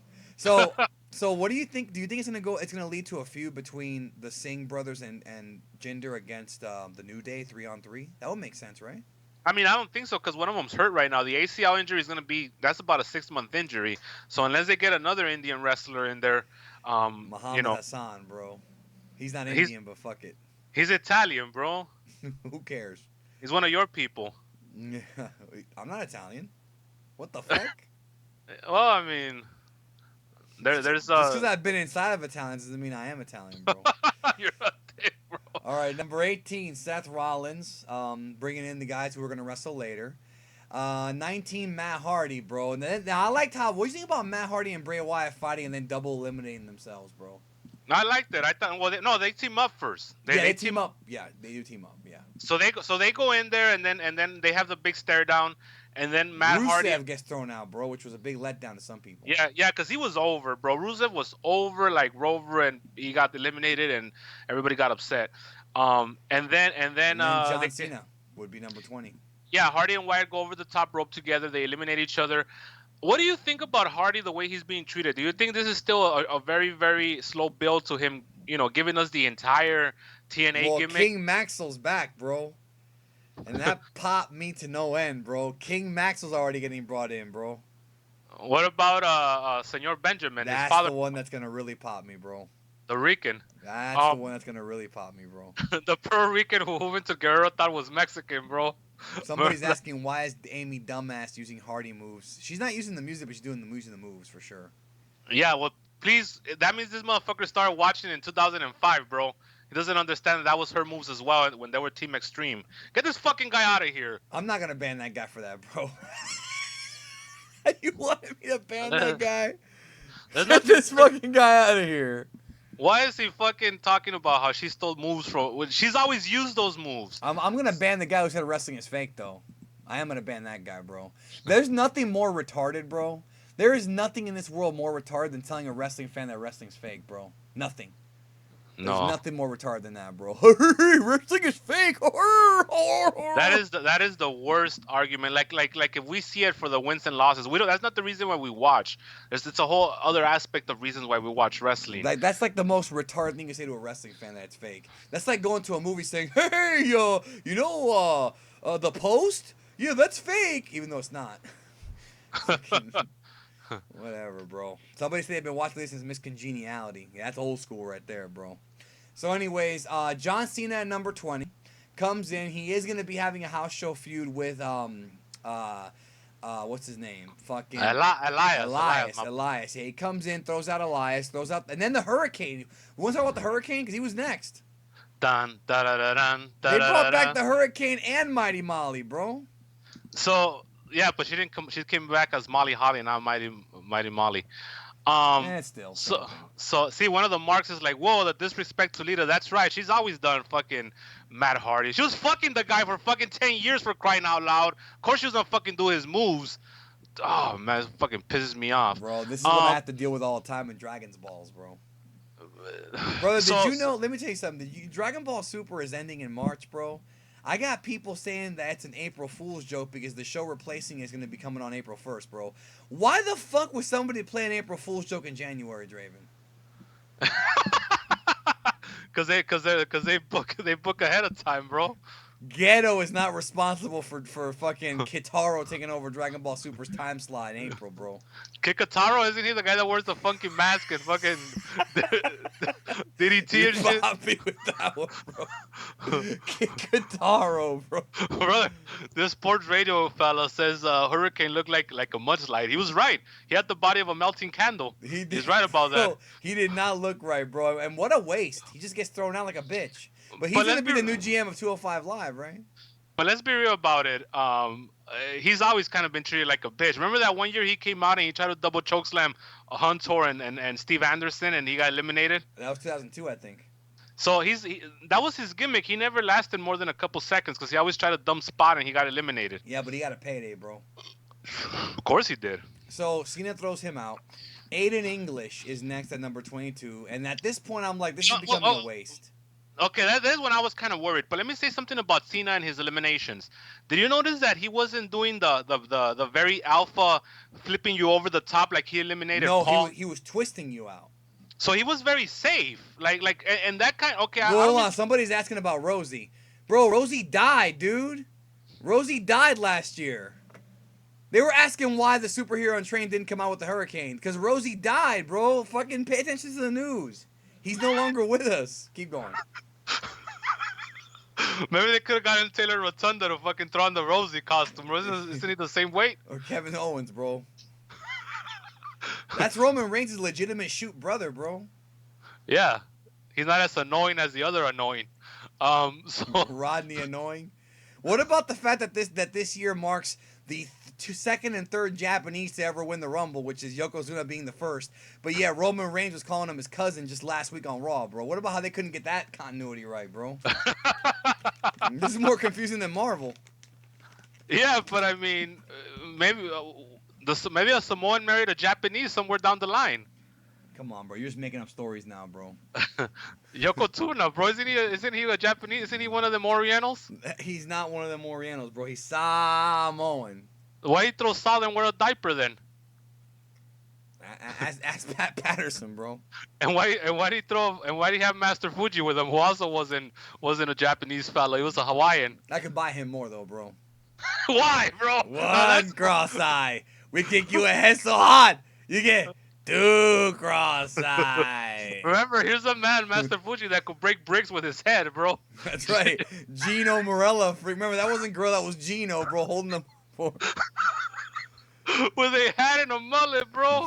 I've never even seen the mullet, but he had one during this time. That's right. So So, all right. So Ricky-san, he's the one that gave us Ricky-san. Ricky-san, yes. So, freaking. Then we had Adam Cole, bro. What do you think about that? So I got excited for that. I mean, I thought he was a complete nothing once he was in there, but what was good about that was that he came out selling the ribs from the night before, and that really kind of limited him quite a bit. So that was probably the hard part about his Rumble appearance. But yeah, no, it was cool. It was a nice little surprise. Now I'm trying to think. I'm still stuck. Okay, so who did Cena eliminate? He eliminated the Hurricane, and there was another Cena guy. And Elias, and then later on he eliminated Finn Balor. That was way later though. That's right. So he also threw out Elias the same way. He turned around and just dumped him. That's right. See, like if Paul could take, brother, if Paul, well, it was Hunter. If Hunter could take that bump, bro, where he flips you over like the Death Valley driver over the top, why couldn't these new generation guys take it, bro? Fuck that. I lose respect for that. And I'm even counting the Hurricane too. He should have taken it. Maybe he was afraid to drop him on those nasty pancakes, bro. That's all I can La think of. Sombra landed on him later on, bro. And so the Hurricane. So Aiden English, and 22. Adam Cole. Then Randy Orton. Brother, CFO wrote a pretty goddamn cool song for the Undisputed guys. I gotta give him credit for that. Right. Fuck Jim Johnson, bro. No, don't say that on my show, bro. It's time for the new generation to take over and give us some good music. You know why I lost a little respect for Jim Johnson, bro? This motherfucker has the gall to come out on Sean Mooney's podcast, which is a pretty goddamn good podcast, by the way. And he said how CFO, they're generic, bro. How CFO, they have one beat and they stick to that beat. Are you fucking kidding me? This is the same guy that has fucking... Remember, Jim Johnson wrote the song for The Shield towards the end. He wrote the song for Dean Ambrose. It's the same fucking beat, bro. And he's going to rag on the guys that give us the Nakamura music. He's going to rag on the guys that gave us the Bobby Roode music, the Undisputed music. Fuck this guy, bro. He's still a legend, bro. He's still a legend. But he's a hater is what he is. Let the CFO guy or people or whomever, let them make their money, brother. Let them make their scratch. You know, they're doing a good job, and I'm sure they work cheap, so that's probably why he got canned. 24 was Randy Orton. Tell me a little bit about him. Well, he came out with the wacky haircut. That's right. Now, he was wacky the entire match, bro. Comes in doing his typical ducking and doing clotheslines, where he ducks like about an hour before the guy swings the clothesline, which always pops me, bro. Yeah, he's so lazy now that brother, he's in Big Kev territory now because he's starting to get that vibe where everything seems like hard work for him now. It took him about 2 minutes to take off his hoodie, bro. Yeah, right, it was, but it was awesome the way it did that. Now he eliminated Andrade Cien Almas. He threw him out. At least it was a star. Yeah, but tell us that was a great spot. Why don't you tell us about that spot, bro? Remind me what the spot was. I don't even remember. I just know he threw him out. It was the classic slingshot into the RKO. Remember that? Oh, that's right. He came off the top and he got caught. That's right. Yeah, that's right. And so he hit him with the RKO, and then fucking he dumped him out and then almost landed on the pancakes. Right, which was awesome. And So that's pretty cool. I was very happy for Almas. 29 minutes in the match. He was never invisible. He was always active. That's good for him, bro. I think it puts him in good standing with the company. Titus O'Neil 25, The Miz 26. Who cares about that? Titus O'Neil. What about The Miz? Shit? The guy walks like he's fucking hurt, like every fucking bone. Brother, is this Mr. Glass, fucking Titus O'Neil or what, bro? Because he walks like he's every single bone in his body. Fucking, not a Winston Upchurch, bro. We're not talking about him. You mean Lewis Upchurch? You got your celebrities all mixed up, bro. All right, so then we had Ronnie Mysterio at 27, bro. Now is he coming back full time or is this just a one-time thing? Well, let's just say that with that body he has, he's got to be a one-time thing, bro, because he was gassed to the gills. He's got more tattoos than you. He got new tattoos now, bro. Booyaka, booyaka, 619. And he eliminated Adam Cole, bro. Yeah. Ronnie Mysterio, Adam Cole would be a good match. That would headline NXT anywhere in the country. Yeah, or any C-level house show, of course. Any armory around the country. That's right, bro. Ring of Honor, Dragon's Gate USA shows, bro. Certainly not no clubs around Pittsburgh or the Washington D.C. area. That's a fact. That's correct, bro.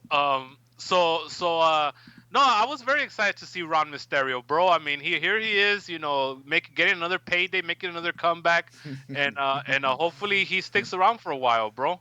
Yeah. You think they'll put him in 205 Live to spruce up that show? That would be awesome, bro, because they need somebody like him, like real star power. That's perfect for those house shows that aren't drawing, bro, because Enzo ain't coming back anytime soon, bro.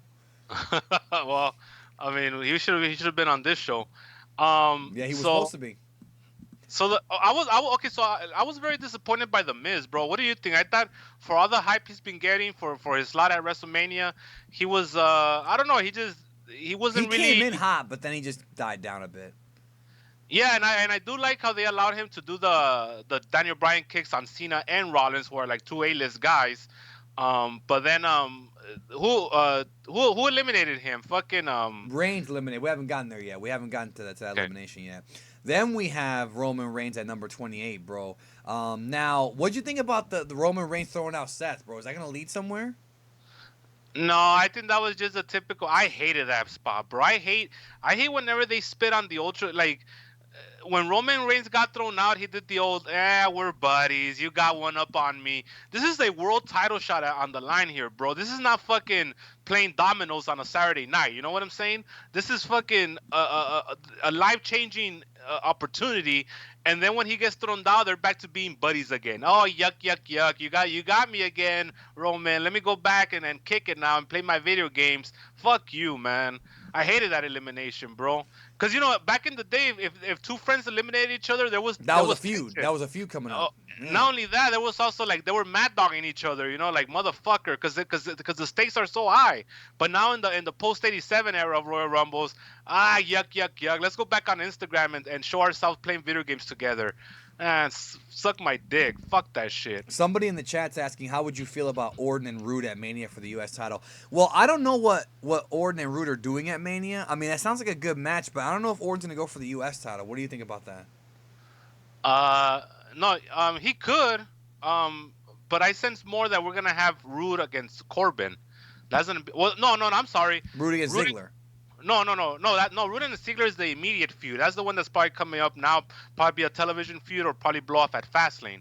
But for Mania, I'm thinking more Rude and Corbin. So what do you do with Orton? That's a good question. I mean, you're gonna have to. I mean, the thing about AJ and him feuding with Zayn and Steen, it kind of once he starts focusing on Nakamura, it's gonna leave Owens and Zayn open for like a feud with possibly Orton. So We haven't seen that yet. Mark is asking whose selling was worse, Rollins on getting thrown out tonight, or Roman jogging to the back after Bray Wyatt took his daughter. Nothing's ever gonna beat that. That scarred me for life, bro. I still haven't forgotten about that. This is the second time Roman eliminated Rollins from the Rumble. Yeah, that's a good point. I mean, but hey, Rollins did betray him and break up the family, bro. It's supposed to be brothers. You know what? At the end of the day, whatever Rollins gets, he deserves. If you want to go down that route, you're right about that, bro. That's true. Number 29 was Goldust, bro. Now, I always pop for Goldust, bro, fuck but Goldust, he's just bro. not doing anything, bro. I Here- always here- pop for Dustin, bro, but he never does anything. They never give him the chance to do anything. What about if he would have replicated his Starcade entrance, though, bro? This is your They Starcade. call him the natural. That would have popped me so hard, bro. So he would have come out as Goldust with the sock and everything. Then he would have taken off his robe, and then he would have had the natural fucking gear I on. would have wanted him to win. And they call him the natural. Natural, but that wouldn't have worked in Philly, bro. See, that would have worked in freaking Huntsville, Alabama, but not Philly. Where Ricky would be backstage, bro, getting a payday. That's right, bro. So you're going to go out there and be Dustin again? Good. You grew Remember, up in our business. They got Dickie Morton to dance, bro, with the New Day. Somebody said I heard Orton won't be at WrestleMania. I didn't hear that. I've heard enough, like 1991. That's right. Now, I forgot to mention that Reigns comes in, throws out The Miz, Titus O'Neil, Seth Rollins. We talked about that. Randy Orton got thrown out by Reigns in a reverse of what happened last year. So that was kind of a cool little throwback to last year. And then we have really the finale, which was... And I also got to say that for Randy Orton's limited time, because he wasn't in the ring very long, he made it worth it. He stood out. He wasn't invisible, and he made good use of his time. So good for him. But go ahead, keep on saying what you're saying. People are asking about the Universal title picture. Lesnar, we talked about it before, bro. Lesnar versus Roman Reigns is the plan. Ziggler's number 30. Disappointment or cool surprise? What do you think?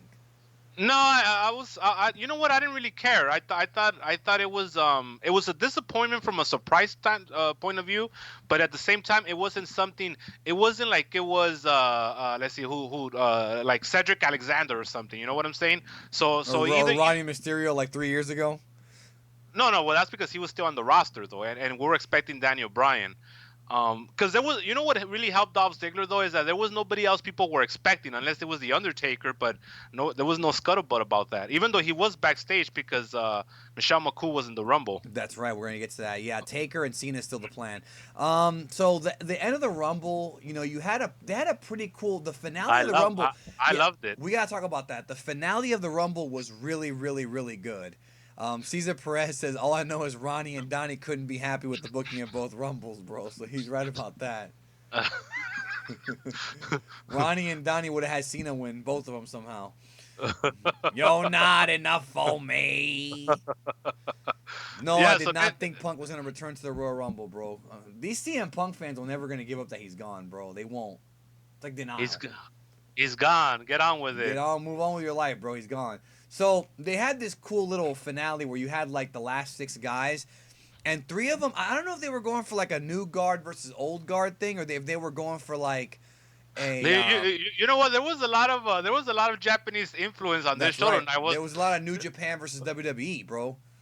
Because you had Prince Devitt, you had Shinsuke Nakamura, and you had like Cena and Roman Reigns on the other side, bro. That was interesting. Yeah. So Nakamura and Finn Balor were the baby faces in this crowd, bro. They should have been. Yeah. I loved it, bro. I thought there were some great finales. I like how they had to team up. Cena throws out Finn Balor. No. Well, first of all, before you even get there with the final 6, we also had teases. This is why I love this fucking ending, bro. We had teases of a lot of mini matchups because we had Ron Mysterio in there doing spots with John Cena, with The Miz, with Roman Reigns, which he gave Cena and Roman Reigns a double 619. That's right. That's very right. fucking awesome. Then of course we had Nakamura teasing with Finn Balor. They had a little exchange where everybody was out. That was pretty fucking awesome. You know, we had Nakamura versus Cena. We had so many great little mini matches before we got to the climax. I thought that was fucking pretty cool, dude, because it was a solid 5 to 6 minutes of nothing but mini matches, bro. And every time they would start a new one, everybody would pop. I thought that was very clever. And you can only do that, by the way, folks, when you have good workers or guys that are over. You can't do that when the final 4 are fucking Batista, Kane, Big Show, and Roman Reigns. Bro, remember that horrible ending, bro? How dead that fucking ending was when it was Kane and Big Show. And then remember that was when Rusev was under the ring, bro, and then Roman took him out, and then Dwayne came out and they booed him. That was the one that broke you. So yeah, man. So and so I really like that stuff. That stuff was phenomenal. Cena grabs Balor, he tosses him over the top, and Balor, of course, like you said, Balor was the Iron Man at 57 minutes and 30 seconds. So then we're down to Reigns. You want to talk about Reigns, Cena, and Nakamura, final 3? I liked the whole sequence, bro. I thought Cena worked really hard with Nakamura. I loved like the little flip kicks, and it was good stuff. And Reigns too, bro. I liked it. There was so much back and forth. These 3 guys were working so goddamn hard. The guy that wasn't working as hard as the other 2 was Lazy Mora, but that's par for the course nowadays. But the other 2 were working very, very hard. And then what I like about it is that they worked against our expectations. Every time you thought something was going to happen, they reversed it with something else. Like when Nakamura was going to go for the Kinshasa. This fucking guy says, can the guy say 2 cents without the F-bomb? You know what? You're banned from here, you pussy. You're a pussy, bro. Where is that? I banned this fucking Kelly Matthews. First of all, if you're a man and your name is Kelly, bro, you need to get banned from here, bro. Get him the fuck out of here, man. Get the fuck out of here. Can the guy say 2 cents without an F-bomb? What a pussy, bro.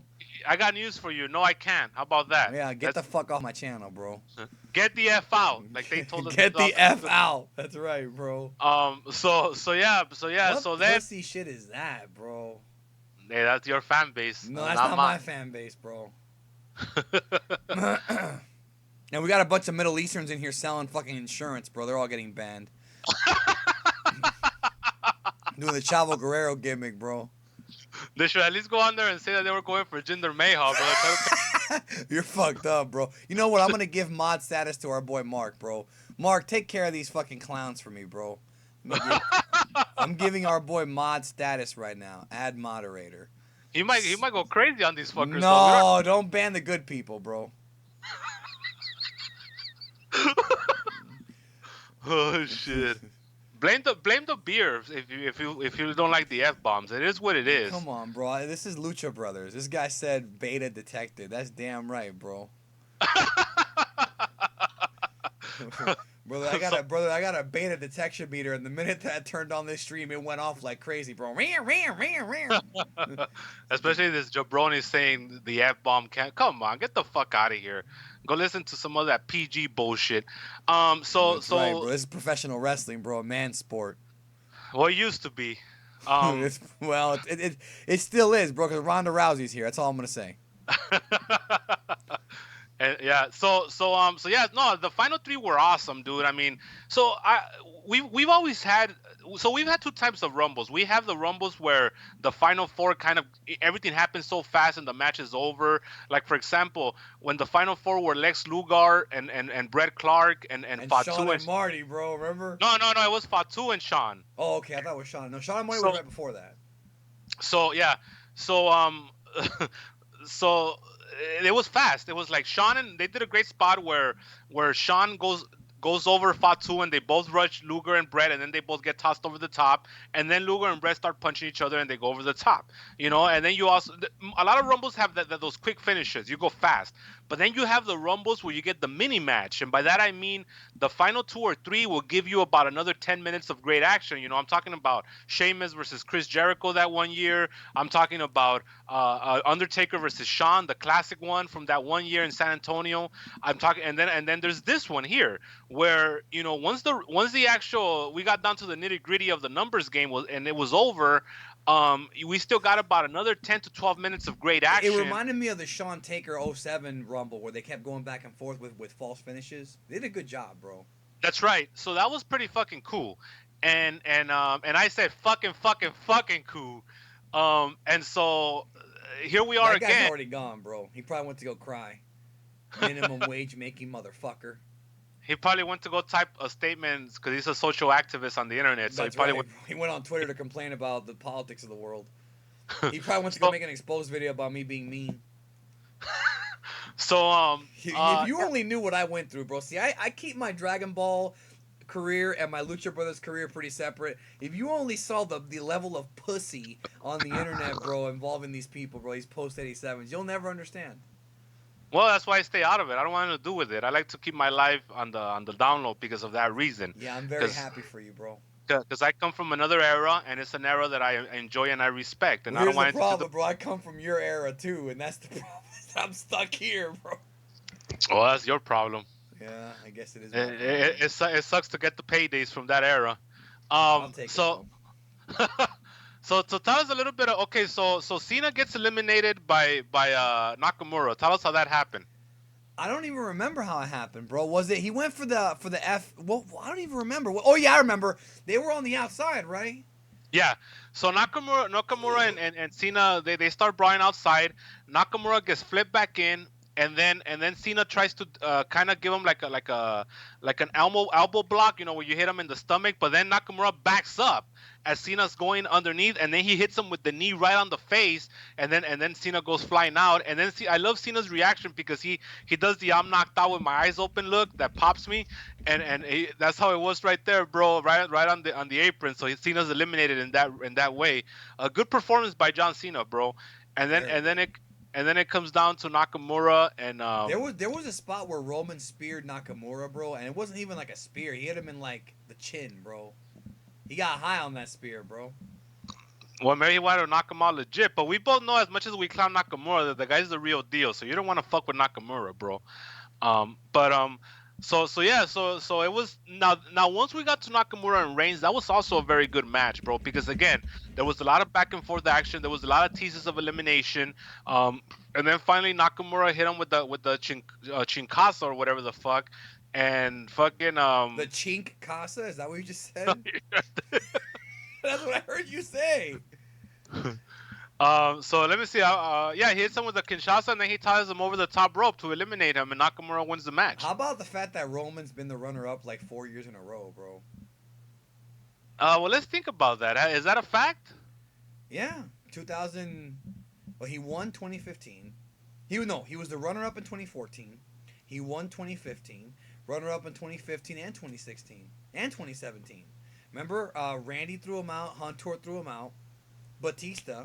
Yeah, he's been the runner-up for like 5 years. Legit. And he wasn't in the match last year, right? Because he wrestled Kevin No, he Owens. was in the match last year. Remember, he came out as number 30. Oh, that's right. Yeah. Yeah, and then Orton got him out. Remember? I'm telling you, he has been the runner-up every year. So then they asked Nakamura who he wants to face at WrestleMania. His response was AJ Styles. Or something like that, bro. La da da da Now, da da do da you da. think they're going to have a Tokyo Dome style main event at No, WrestleMania? I think fuck Jim Johnson for talking shit about CFOs. And any CFO around the country. They work hard for their money. You never answered my question, though, bro. No, I don't think so. Lazy Mura's done. He's hurt. Fuck him. But if they could give us 50% of what they give us at the Tokyo Dome, then I'll be more than happy because that would be enough for me. I agree with that. So what do you think overall, your thoughts on this Rumble before we move on to the tag match? Loved it. I thought it was one of my favorite. Is my favorite Rumble of the last 5 years for sure. That's because the last 5 have been trash. No, the one where the 2013 one wasn't that bad. Because it wasn't that bad. It wasn't I that don't good remember, either, bro. That was the big Ryback in there, bro. A big Galumpa. That's the one that that was when CM Punk walked out, right? Yeah. No. That was 2014. He walked out because he had the pimple on his back. Remember?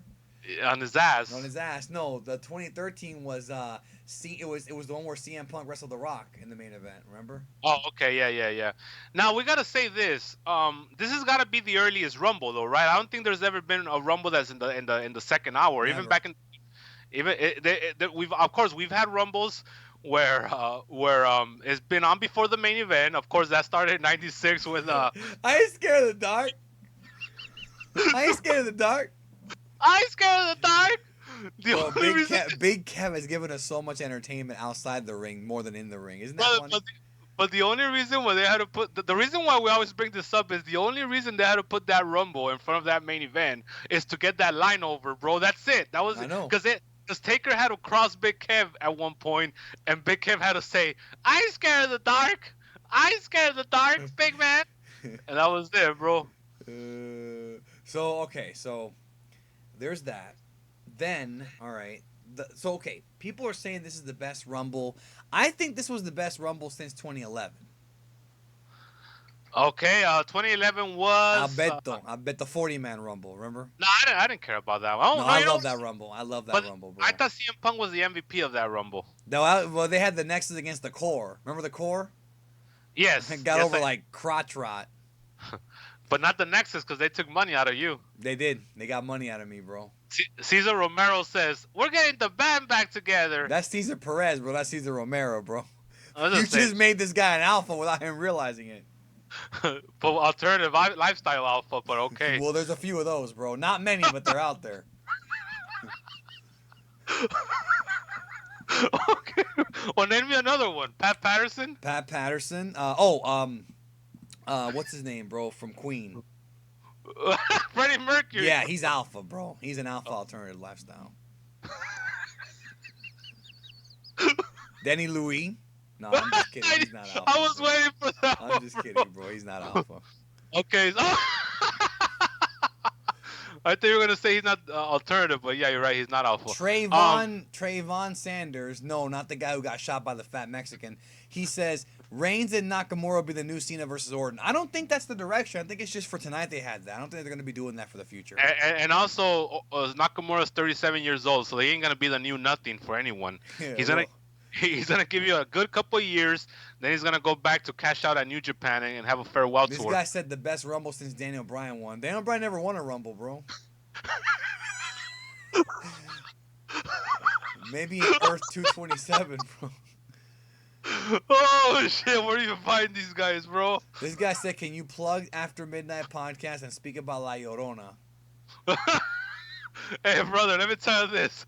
I wanted that guy that said that Daniel Bryan won a Rumble. I want him to name me who drew number 1 that year and who was in the final four, because I want to see that match. Yeah, I would love to see it, bro. That was the year that Bray Wyatt gave Daniel Bryan a love tap on his back and threw him out, bro. So speaking of trash, bro. Oh shit, that made my day.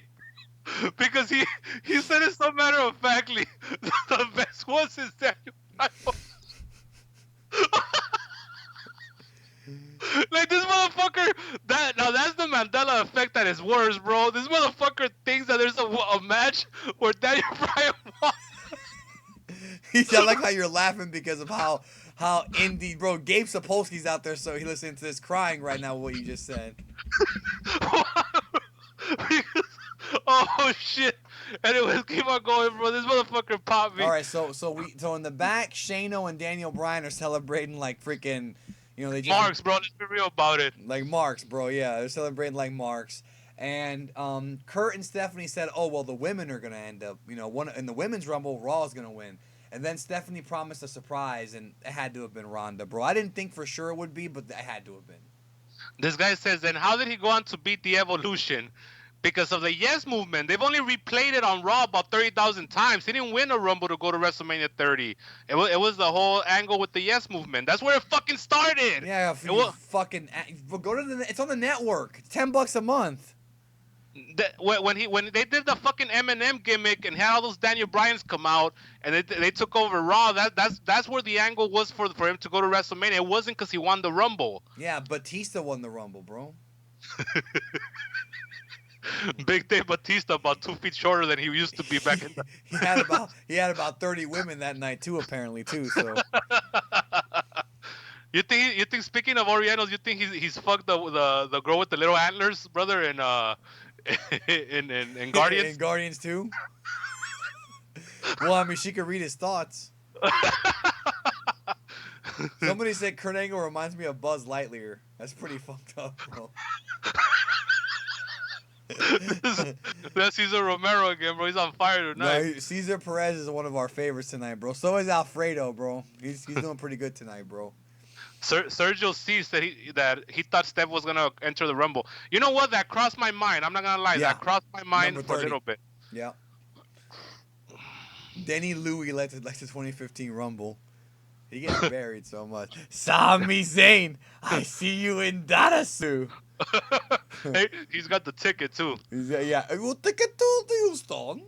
Anyways, so speaking of trash, bro, Seth Rollins and Jason Jordan against Sheamus and Cesaro. Again, this is an idea of a match that had an interesting angle, but it went on too long. Way too long. If you want to see how this angle is done right, I want you to go ahead and take out your pennies from underneath your couch and go ahead and order the network. Go ahead and get your mommy or daddy's credit card and order the network and check out WrestleMania 5 and check out a match between 4 alphas known as the Strike Force and the Brain Busters, managed by another alpha, Bobby the Wet Weasel Heenan. That's right. Now, in that match, what happens is that Tito Santana goes for the flying burrito, and he accidentally hits Rick Martel with it. Rick Martel does the most amazing sell job outside for the rest of the match, where you don't know if he's going to turn on his partner or not. It's kind of dumb when you think about it, because it was just like... It's almost like he was out there pretending to be hurt, just so he didn't have to work, bro, which is what I thought that Jason Jordan was doing tonight, the beta.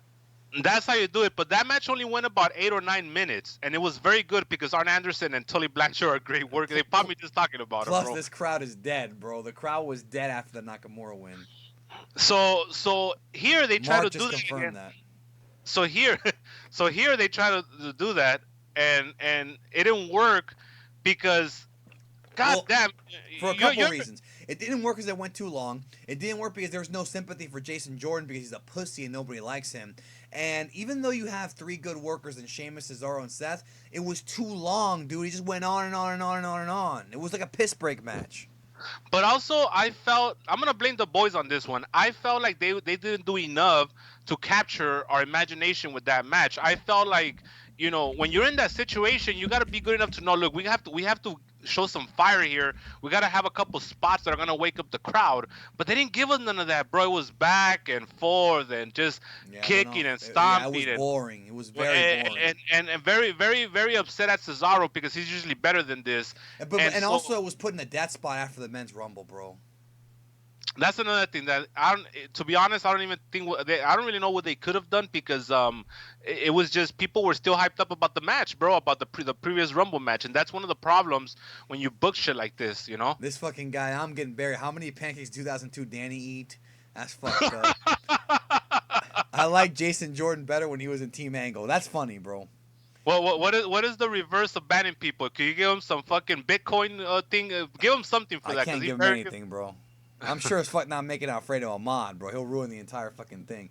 Now, we have some new people in there. Again, if you like the show and our wackiness, check out the Lucha Brothers podcast. I'm showing it on the screen one more time on iTunes. Just to let everybody know, this podcast that we have 146 episodes. The first 60 or so are not up because there's technical issues going on. But if you like our style, check it out. It's a very different kind of podcast. But just so everybody knows, we pretty much spend the entire show making fun of wrestling. Even though we love wrestling, that's the ironic part, and we're marks, the whole time we're just kind of clowning on wrestling, but in a very loving way. What the hell are you doing over there, bro? I'm chugging off a 40 now. I gotta finish this 40 before bed, bro. All right. Well, anyways, and on the show, I feel good. and the thing about the show is I'm very proud of our show because it's not just wacky like wrestling talk and just kind of us being goofballs. We try to be different from other podcasts. It's also a lot of informative stuff. Like, we do go into the history. Like, for example, during our History of Raw show, which was last week's episode, we talked about the first Raw, but we also went into the history of Raw.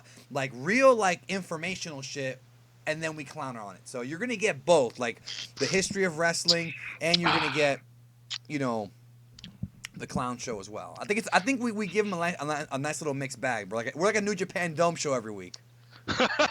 Well, I always say it's on the show itself. Like, if the show's wacky, we're gonna be wacky. Like, if we're covering Captain Lou Albano trying to win a fucking an apple bobbing contest, we're gonna get wacky, bro. But if we're talking Montreal Screwjob, which hopefully I never have to do as long as I live again, we're gonna get serious. So it depends on the show a lot too. Yeah, and we actually have a Montreal Screwjob episode, episodes 97 to 99. I'm very proud of it. It's the most comprehensive episode of Lucha Bros we've ever done because we go into the entire story behind the Screwjob, like from beginning to end, before the actual like Screwjob happened and the repercussions afterward. And it's a 3-part episode, bro.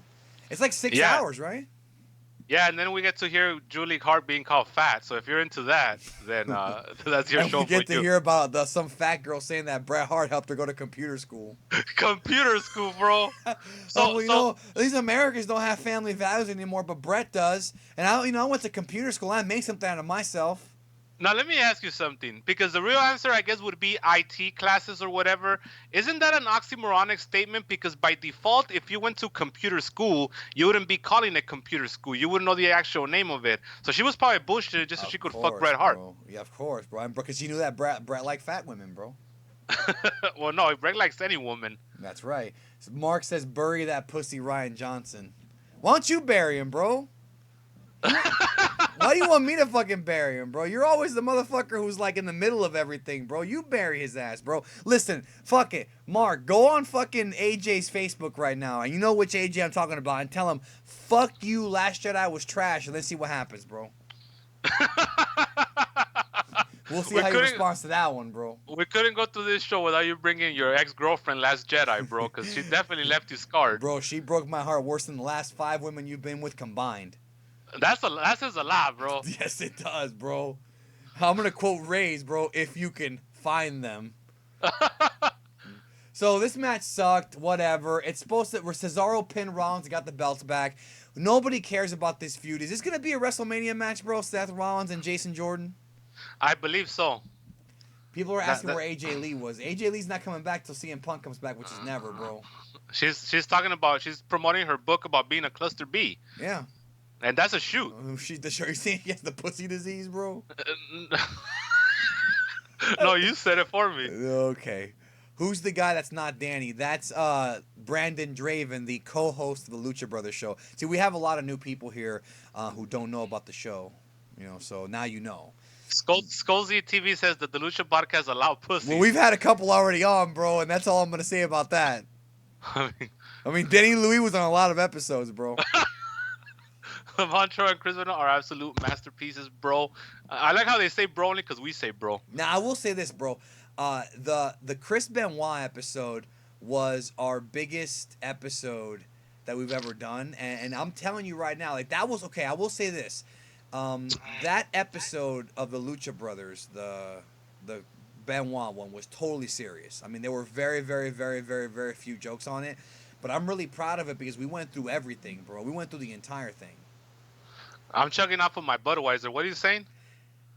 He's saying how Budweiser's nasty. How Mexican are you? LOL. Just kidding. Well, this guy will drink anything, bro. This guy will drink anything, bro. But I'm very including Mexican. The Kool-Aid of Vince McMahon. Brother, and there's a guy called the Dark Mexican 2020, coincidentally so. Just right below that comment, which popped me. So, Brock Lesnar, Braun Strowman, and Kane, bro. True Sinister says that AJ Lee looks like a monkey with a wig on. That's kind of fucked. That's kind of true. But that's very, very... That's something we couldn't say on the show, bro. No, that's something that's worse. Bro, I think our listeners are worse than we are, bro. You know what it is? They magnetize our burials to make them worse than they actually are. We could never... True Sinister, we could never say on our show, AJ Lee looks like a monkey with a wig on. We could never say that. No, we could never say that AJ Lee looks like a monkey with a wig on. But you did once say to Nia Jax, if you're mad about being fat, lose weight, you fatty. You did say that. Yeah, I was very, very ashamed of myself after that, though. This guy's bringing up horchata, bro. This guy's drank horchata a few times on the show. No, that is good. Horchata rum is the best way to go. CCR, Clearwater Revival. No, that's CPR, bro. That's what Nia Jax gave Enzo after what happened in October. And that's what Nia Jax needs after she runs on the treadmill, bro. She runs about 10 feet and she needs it, bro. So, anyways, bro, this show's fucked up. But remember, we're heels on this show, all right? Babyface Geekdom is a different guy. So, all right, Brock Lesnar, Braun Strowman, and Kane, bro.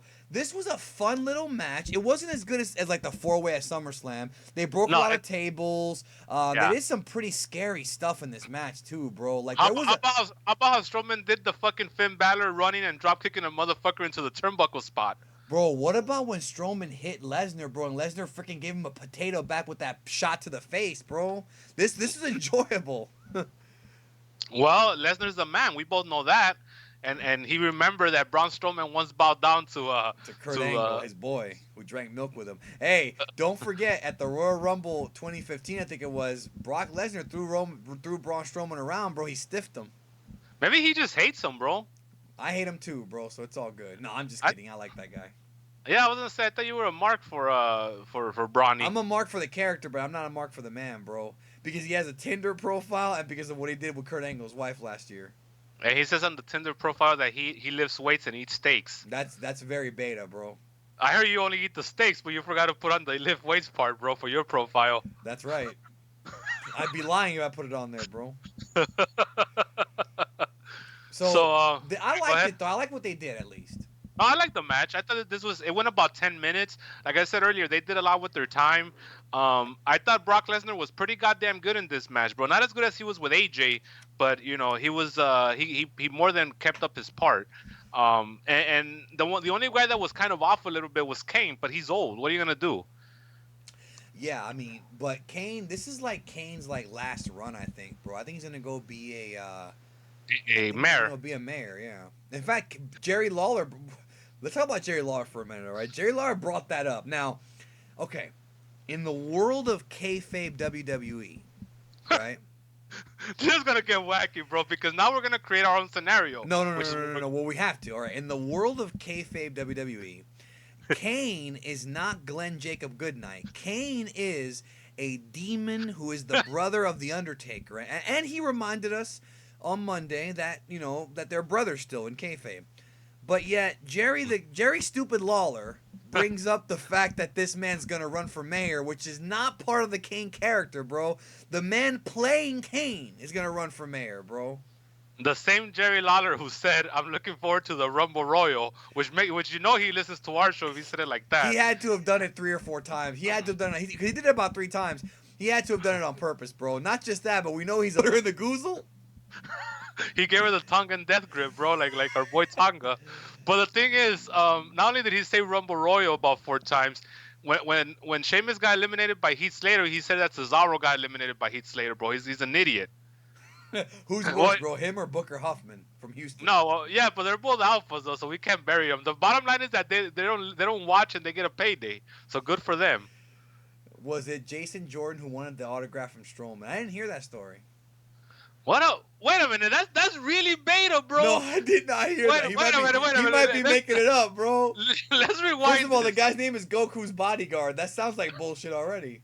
So look, I understand if you want an autograph. This is so beta. It's like, it better not be true, bro. No, it better not be. I'll ask, though. I'll ask. I understand if Jason Jordan wants an autograph from the Hulkster or from Bret Hart, but you don't want an autograph from your own peers, bro. Like, they're at your level. What are you trying? Like, that's so fucking beta.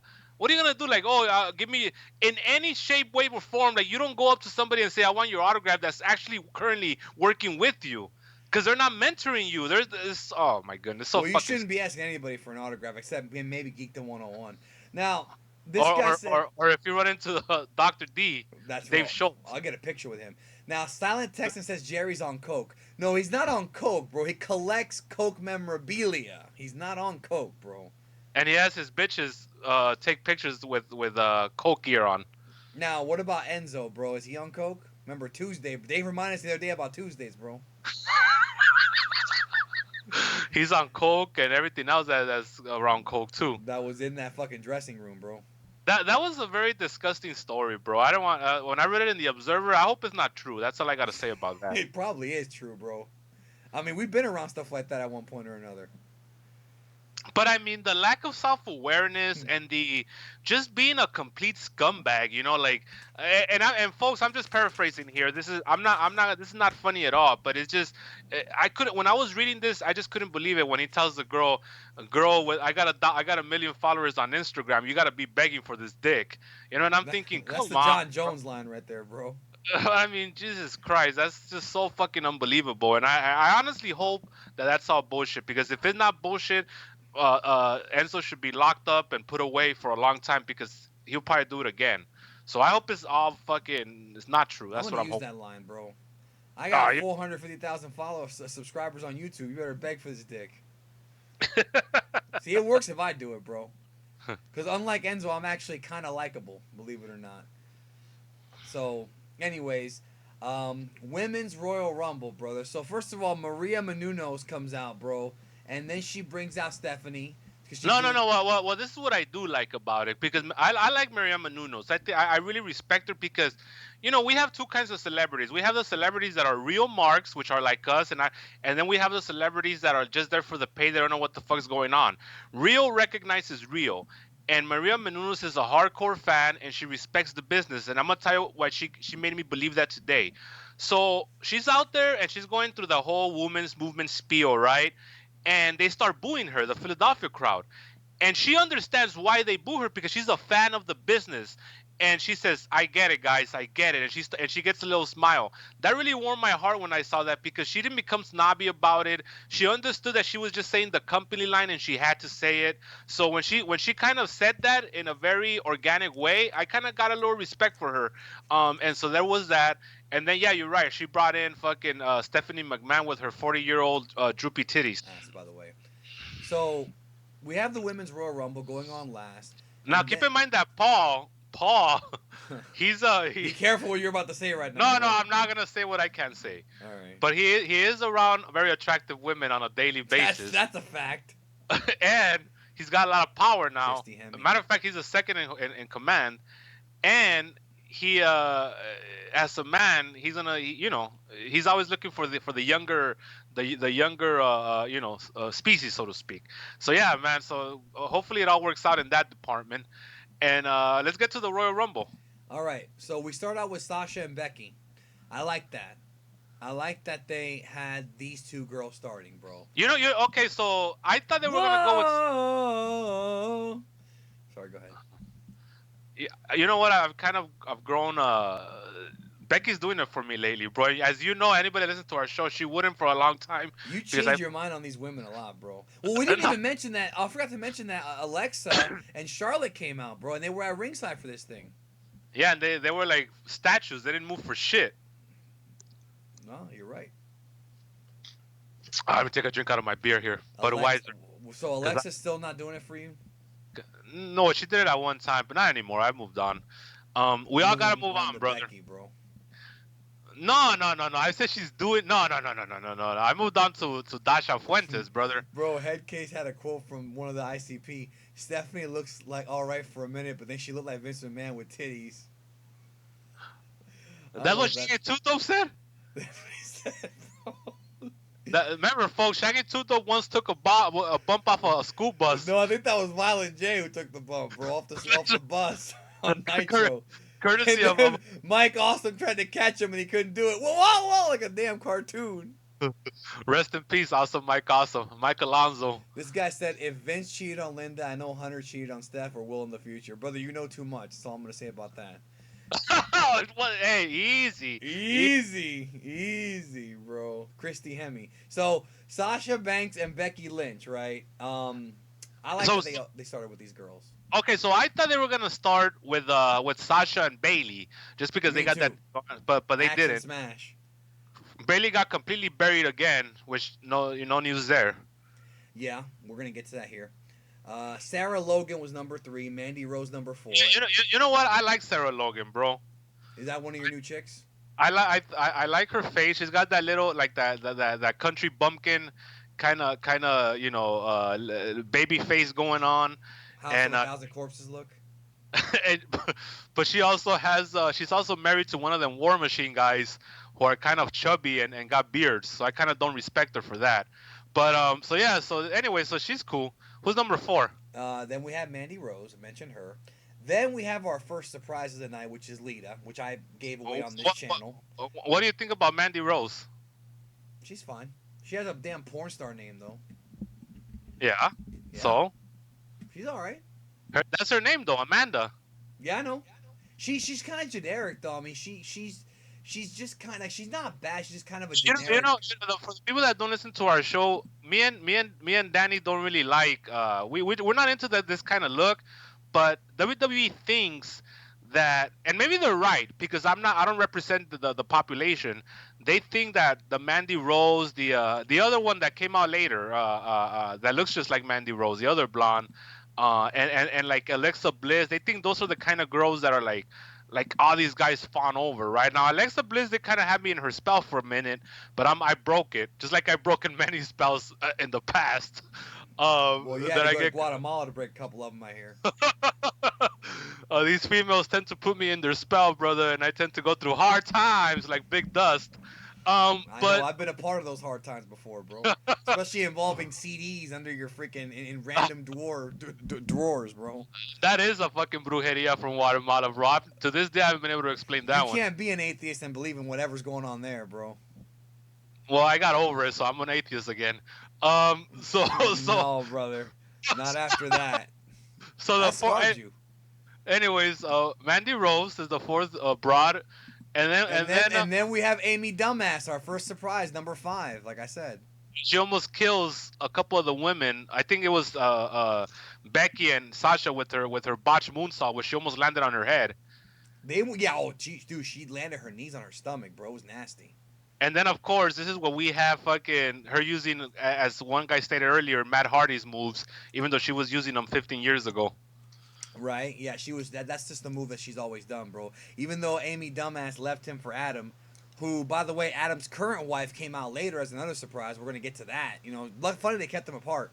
There was that, and it's just so weird, bro, because CM Punk was fucking Beth Phoenix, and then another guy who has a great resume when it comes to women, Beth Phoenix, then Lita. Right? And then, meanwhile, Adam Edge was fucking Lita, and then he went on to marry Beth Phoenix. Isn't that weird, bro? It's like wife swap. And then Cody Rhodes was fucking Beth Phoenix, and then Layla for a while, and then now Brandy Rhodes. So these all guys all got a pretty goddamn good resume, bro. Well, remember, brother, the first one to fuck around with Beth was fucking Aaron the Idol Stevens, bro. Yeah, well, yeah, he fucked around with a few of them. Yeah, I respect him, bro. So So, Lita comes out and she has the it's time or whatever. Hey, I got a donation, bro. Wow, we actually got a donation tonight. I wasn't expecting that. Thank you, Deodric. Damien, 89. Damien Sandow is the guy we're talking Yeah, about. that's So people Aaron that Idol Stevens. Yeah. Then Kyrie Sane comes out, bro. That was surprising. I pop for that. I I pop did, for but they that. didn't do anything with her. No, yeah, she got to do her elbow. She did it on Sasha Banks. She you know what? I was kind of worried because when she came in, she was running wild for a cool minute, and then I was thinking, oh, she's gonna get that spot, the Baron Corbin spot. But no, she ran wild, and then she delivered her finisher, the elbow, which is a pretty goddamn good elbow, and then and then she still stuck around for a while. And here's the thing about Kairi Sane, bro, and that's one thing I wanted to bring up. One of the things that I noticed about this Rumble, both of the men and the women's, is who has a shitload of charisma and who doesn't. And this woman, I should say, she's got a lot of charisma, bro. And Asuka does as well. Like Asuka was so awesome tonight with her body movement and her facials and everything. So it just goes to show that being a good wrestler means you have to be a good performer. You can't just be a good technician in the ring. You have to be a good performer all around with your facials, your body movement, what you're trying to tell in the ring. All that shit goes into one package. And Kairi Sane was very very good at that. You just like a seasoned veteran, bro. I really respected that. So I'm glad she got the nod here. I think they're gonna bring her up eventually, but I think it's better to leave her in developmental for now, just because they need more women there. You know what's funny is that, and it goes to show you how different the business is around the world. When people come from Japan or Mexico or whatever, or even Europe, because those European guys, even though they're very light, they're also very charismatic because they don't have any restrictions on them. Um, they're allowed to develop their characters, and when they come to the big leagues, they already have their characters with them, and they understand how to work a crowd with their characters. So that's pretty cool when you have that. I think that's harder to get on the American indie scene because a lot of the American indie scene is influenced by the Japanese hard style, and you don't really develop characters like that. So it's good to travel around the world and get your character down, and then come to the WWE.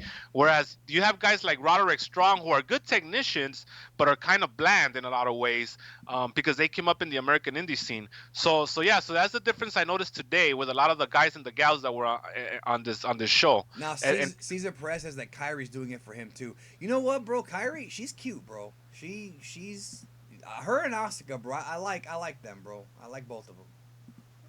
Bro, I got yellow fever right now because of this, bro. You know what I'm saying? I like both of them, bro. What do you think? I like both of them too. I wouldn't kick them out of bed.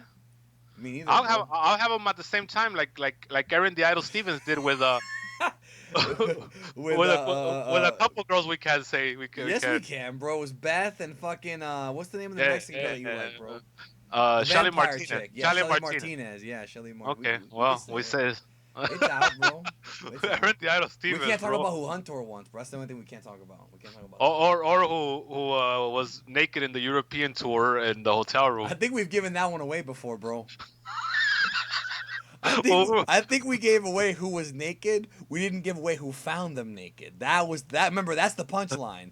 The guy who found them and then told on them, which is why he's been demoted to beta status. Because you don't do that, bro. You don't get involved in drama if you're a man. If you walk in on two people fucking, you don't go tattle to the office. You leave it alone. That is not your business, right? they're saying that Mil Mascaras and those caras, if they found somebody fucking, they would keep it to themselves, right? Because that's what you do. Well, it depends on what the person looked like, bro. We're gonna get to Tori here in a minute, all right? So, Tamina and Dana Brooke, number 7 and number 8. Now Dana Brooke, when she came out, first of all, she's been doing it for me lately, and I don't know why, because that kind of body rarely does, but She's she always has. done it for me, bro. So Dana Brooke did that gimmick where she flips without putting her feet on the floor, but somehow she makes it so she almost landed on her head this time. She almost impaled herself on the arena floor, bro. And Stephanie McMahon screamed in fear live on the air when that happened, and it was just fucking weird That was as cool. And so yeah, cause Dana Brooks' head was about 2 inches from the floor when she did that flip when she came on. It was just very dangerous. But yeah, no, she's pretty a cute girl. Remember, this Um, is the girl that was supposed to beat Charlotte at WrestleMania a couple years ago. yeah, they had a lot invested in her. The Arnold Classic, she's part of that gimmick. Yeah, she's weird because like we talked about, her body is like big and jacked, but it's not like super muscular. It's a very unique look. I like it though. I mean, I like it because I like women that look different, bro. A lot of Latinas have that look. So we didn't talk about how Tamina came in what she got the House of Fire spot, She and then look she like got a lip. she's built like a small fridge, bro, like a mini fridge. Tamina, right? Yeah. And Somebody said Michelle McCool like Dirk Nowitzki, bro. That's fucked up.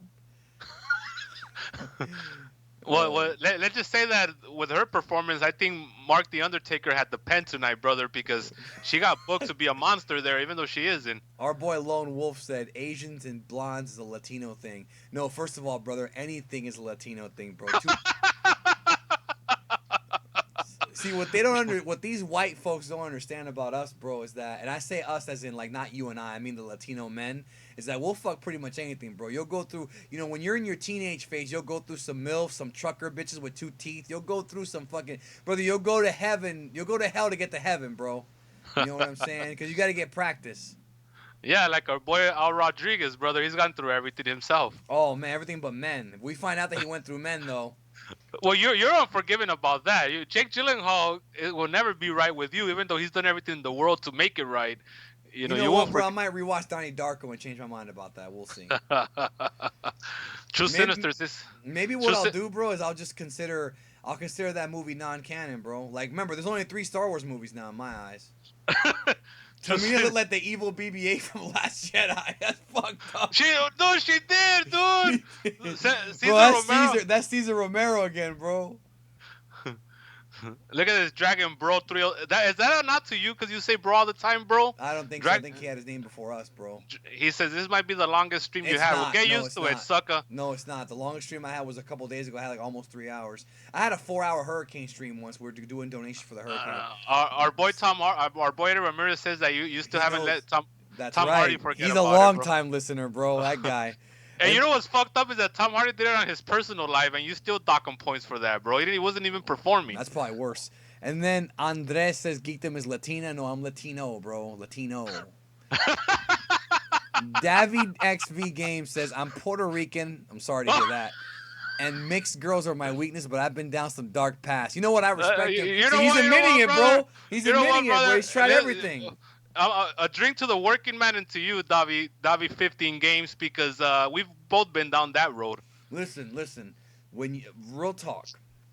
When you are a young man, growing up, discovering yourself, you have to try everything at the buffet. A little Italian, little Asian, little soul food, little Mexican food. You try a little bit of everything, bro. You see what I'm saying? I mean, you have to try everything. The only problem is that sometimes you get stuck on one area for a cool minute, dog. You have to try to get your way out of it. That's correct, bro. And if you find a ring in the macaroni, bro, run. So then we had 2018 Tori Wilson. Now, she's not 2001, 2002, or 2003 level. Yes. Now here's what's weird. Our boy Billy Kidman is back there timing this broads, bro. And he probably hadn't seen this woman in a long time because, he wasn't going to be around her when A-Rod was getting a piece of that. So I wonder how that went. Thank you, Leo's architect. He said, una bebida para los hombres que trabajan. Well, there you go, brother. A drink for the working man. I still got my Budweiser 40-ouncer because I am Mexican and I'm very proud of it. So I'm going to take another chug. I still got my Lipton green tea right here. That's the noise. So what do you think about Tori Wilson, bro? Oh, I think she looked great. She looked better than when she was carrying around that stupid dog. When she was like nothing but bones. My boy said, I'm Mexican and Salvadorian. The only thing I'm missing is an Asian. So he's saying he's tried everything but Asian, bro. I like some Samoans because they got some thick ass. Well, every Samoan is fat, bro. That's just the way it is in that country. Man, if you don't believe, watch Pulp Fiction, bro. So the thing about one thing we didn't say was that Becky Lynch was looking a little more meaty today, and brother, you know what? I turned the page on Becky Lynch. I don't know if it was because of the suit she had on today. She wasn't wearing them shorts, and that she was wearing like an actual wrestling suit. She looked very very good Well, today. we know you're into the bigger girls after you put over Big Bosom Man's daughter, bro. So At my age, I'm into anything, and I'm Latino and I'm older, so I'm into anything at this that's point. what I'm trying to tell people, bro. Anything that you can get your hands on, bro, get your hands on it when you're young, bro. Because eventually you'll be 80 years old and you'll be like, damn, I regret my life. So Tori Wilson, she looked great tonight. She looked healthy, which is what's important. Yes. And for being a 43-year-old woman, she looked pretty damn good, bro. Then we have Sonya Deville, brother. Maybe it was that A-Rod dick that got her that way. He's got a lot of money, you know. As long as it wasn't Johnny Rod's dick, bro, and we're good. Alex Rodriguez is a Puerto Rican. See, so Alex Rodriguez is a Puerto Rican who hooked up with Tori Wilson for a few years, so good for him. What do you think about... Although he's in a fucked up, nasty ass team, but that's not his fault. Or it is his fault. What do you think about Sonya Deville, bro?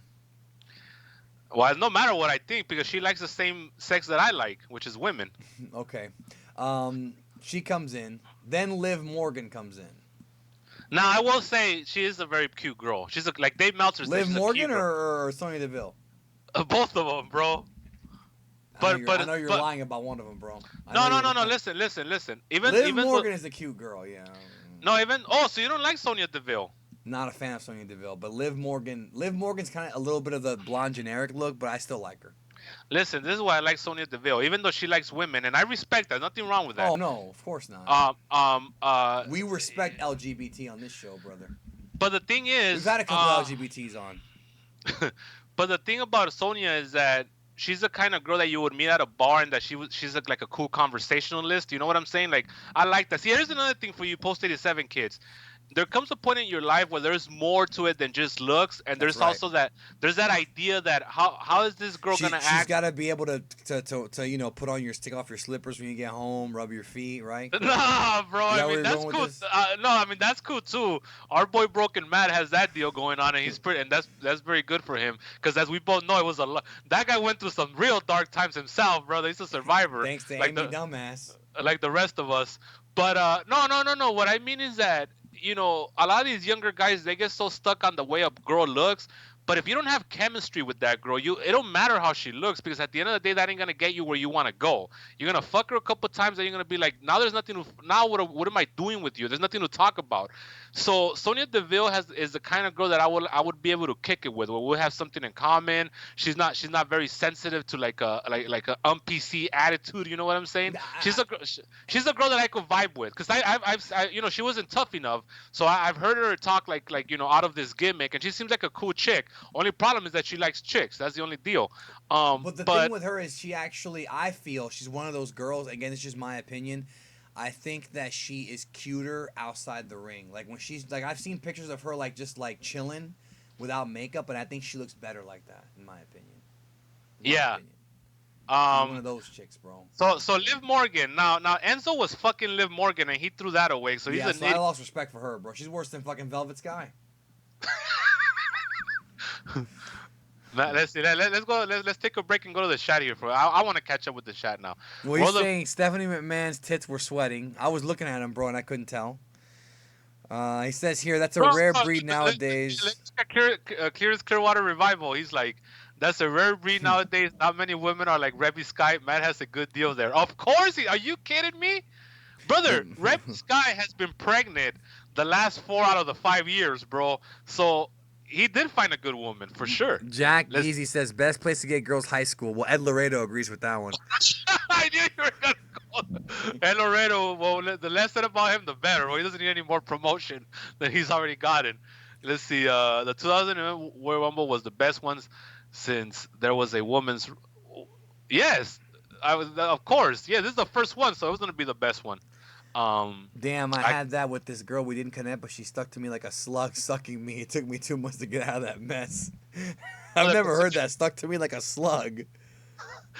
Brother, consider yourself lucky, because it's taken me more than 2 months. So you're lucky on that one, hard Bro, deer botch. I've heard stories about you with 6 months and they're still stuck to you. Remember, What? guys, if you're out there, if you have a woman who is knocking at your door at 3 in the morning and won't let you go, here's an easy way to get rid of that woman, bro.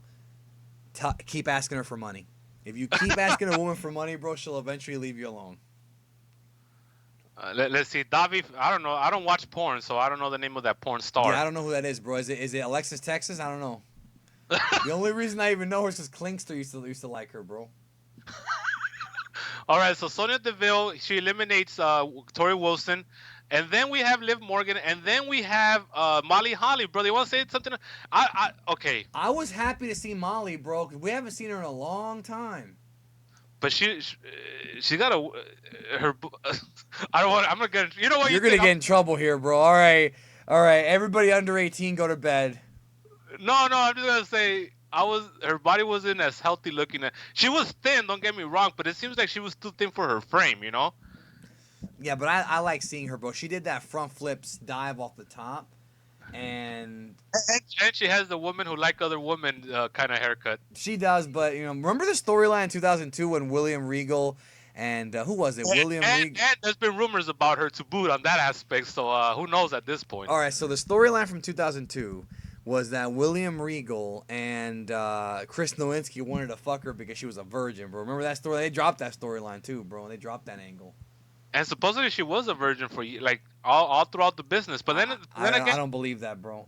Then again, there was that story that Lanny Poffo got a piece of that. Well, of course, she was hanging out with Randy Poffo. So who knows at this point? But I remember they would interview her and she would be like, "No, I just go to this." I mean, I don't know, bro. Maybe we're being worked, but they would interview her like in real interviews, not character interviews. And she would like after the show, she would go to her room and read her Bible, bro. It's not like Michael Jackson, bro. And then later on, she married a drug addict who she met in a drunk counseling center. So she might be a cluster B. Speaking of cluster B, we got Lana up next at number 13. Poor girl can't work, but she did okay here.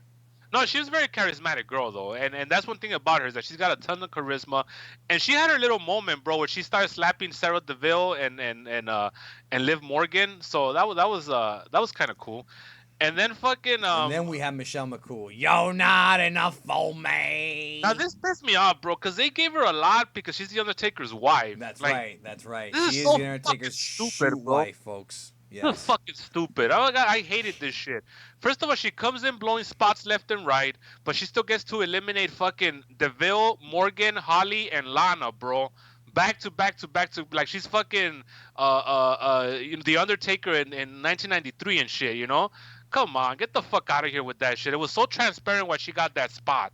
Like, what did she ever do in the business? This is when the fucking woman's title was shaped like a pussy, bro. Yeah, she was actually the champion during some of the darker times for the women's title, bro. Like, as much as I like Maurice, bro, who, if she wasn't knocked up, she would probably be in this match. That was a very dark time for the women's title. You know what I'm saying?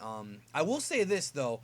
I thought about this before. I really liked how in this Rumble they paid respects to several different eras of women, bro. Like, they had the Trish and Litas. They had the Michelle McCools and the Molly Hollies. They had, a lot of different mixes of girls. They had Ember Moon and Kairi Sane. They had Beth Phoenix, Kelly. I like how they and then they had Vicky Guerrero, bro, which I really like how they had a lot of different women who have been important to the business of WWE throughout the years. The building blocks come in and do shit, bro. I really like that. Brother, I'm gonna go to some. I'm gonna take it to the marks, brother, because they got some singers. Cesar Romero goes. Lanny probably showed her his party trick. Cesar Romero is very knowledgeable about the business, bro. Jack Gizzy, he's very straight up and mean, brother. He just said Kelly was a real whore with no context or explanation. He just I guess he knew her. The guy right below him says, "I am currently drunk and high."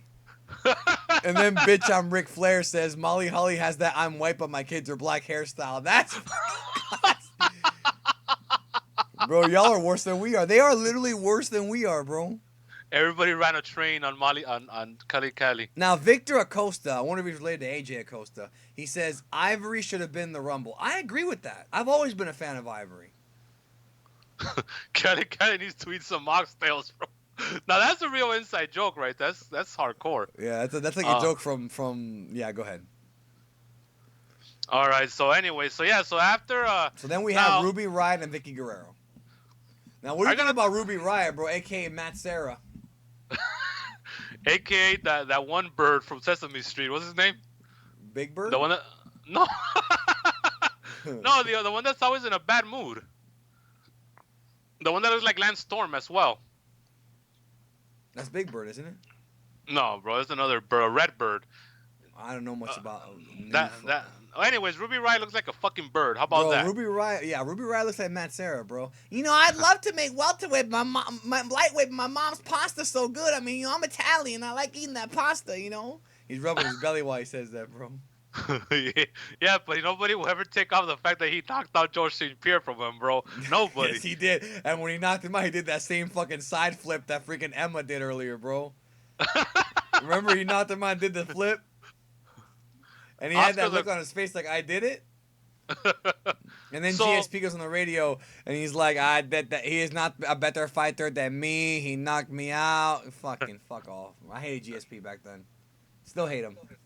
Man, I don't know. Ruby's weird, but she do it for me. I don't know I don't know why, but she do it. Cause you got one of them bird fetishes, brother. That's why. Yeah. Speaking of doing it for you, what do you think of Vicky Guerrero, bro, and HD? I mean, she's like 50 now, bro, isn't she? Like, I can't really say anything about her. It was cool. I mean, she came out and did the excuse me gimmick. Bro, have you ever seen a more careful elimination than freaking Vicky Guerrero, bro? That was the most careful one, bro. Yeah, when Mabel threw out King Kong Bundy by accident, it was so careful, it was trying to pick him back in. That was like when Violent J fell off the bus, bro. Back in '95. Yeah, but I don't know, Vicky. I mean, that shit got annoying. I know that was the gimmick, folks, that she had to get annoying. But there came Joey annoying. She said way too many excuse me's, and I was like, fuck that. What I do like about this is that they have a camera shot of Becky Lynch's rear end during this point, and this I appreciated it. What do you think about Stephanie on commentary? She didn't do anything, bro. No, but also she wasn't good or bad. She was just there, but she could have been very bad. And she wasn't, so I gotta give her props for that. Stephanie McMahon's gonna leave for one of these new girls with all the pandering she was doing tonight. Triple H might finally come out as homo, like Bret Hart said all those years ago. Now here's the thing about the Vicky Guerrero gimmick that kind of upset me. Like in kayfabe, this doesn't make sense because she accepted a Royal Rumble spot. She accepted it. Yeah. She knew. But then the whole gimmick was that she went in there and then she was trying to run out. Yeah. So it made it seem like she was forced to be in there. Fucking stupid, bro. Lowbrow shit that we're not supposed to think about. I get it. Like, if she's in the Royal Rumble, you gotta try to win. Why are you gonna go in there, cut a promo, and then try to run away? It doesn't make any sense. And then Carmella came out, bro. The recently single Carmella. That's right, bro. Wait, why? Because what's his name got canned? No, she wasn't with Enzo, bro. She was with Big Cass. Colin Cassidy. I didn't know they split up. Why? Maybe, I don't know. Why do people split up? Leg, bro? Let me go ahead and call her because I know her so well. No, I don't know why the fuck they split up. You can call Enzo. Or not Enzo, Big Cass. Whatever, bro. Big ass, bro. Because he's walking down the middle of the aisle, bro. Big ass. He drew number one. He drew number one last year, bro. Walty Wilson, that when he wanted Christy Hemme to show up. So did I, bro. She just had 4 kids at one time, bro. Give her a break. That's almost as bad as Reby Hardy, bro. Yeah, but this bitch had him at the same time. She had 4 kids at the same time. He's like Octomom half. I don't even know how the fuck you carry five lives with you for 9 months. That's a big pussy, bro. I don't think they come out through there at that point. I don't know. I'm not a medical doctor. So then we have Natalya. Beyond, I'm so over Natalya, bro. She's so TV old already. Like, she needs to just fucking leave my screen already, bro. She is a little bit TV old, bro, but she's the reason a Brett little was bit. She's been there for 10 years. Yeah. And you know what? And I'm gonna go ahead and say this right now. She's a little over.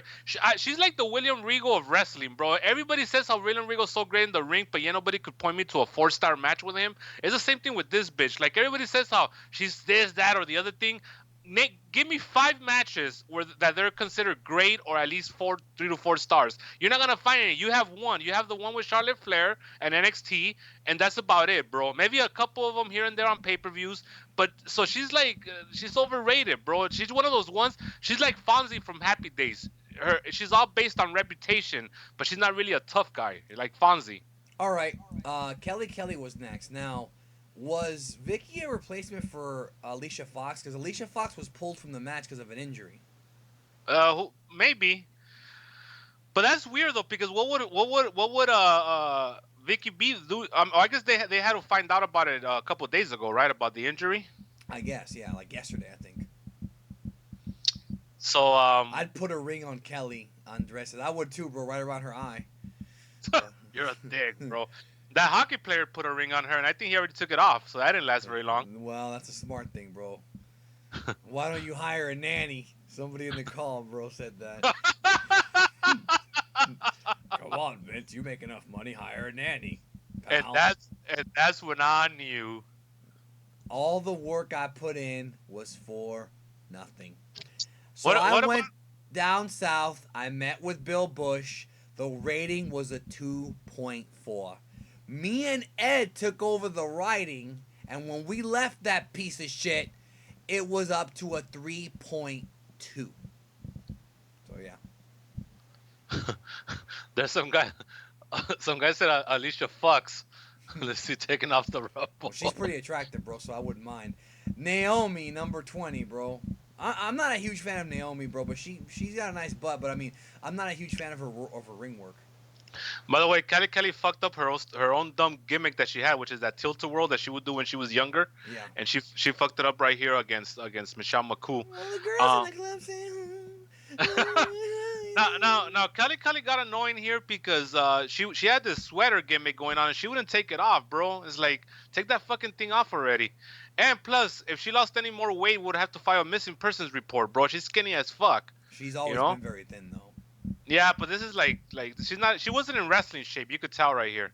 What do you think about Jacqueline? Ruby Riott? Well, I already brought her up, bro. Jacqueline, bro, coming out number 21.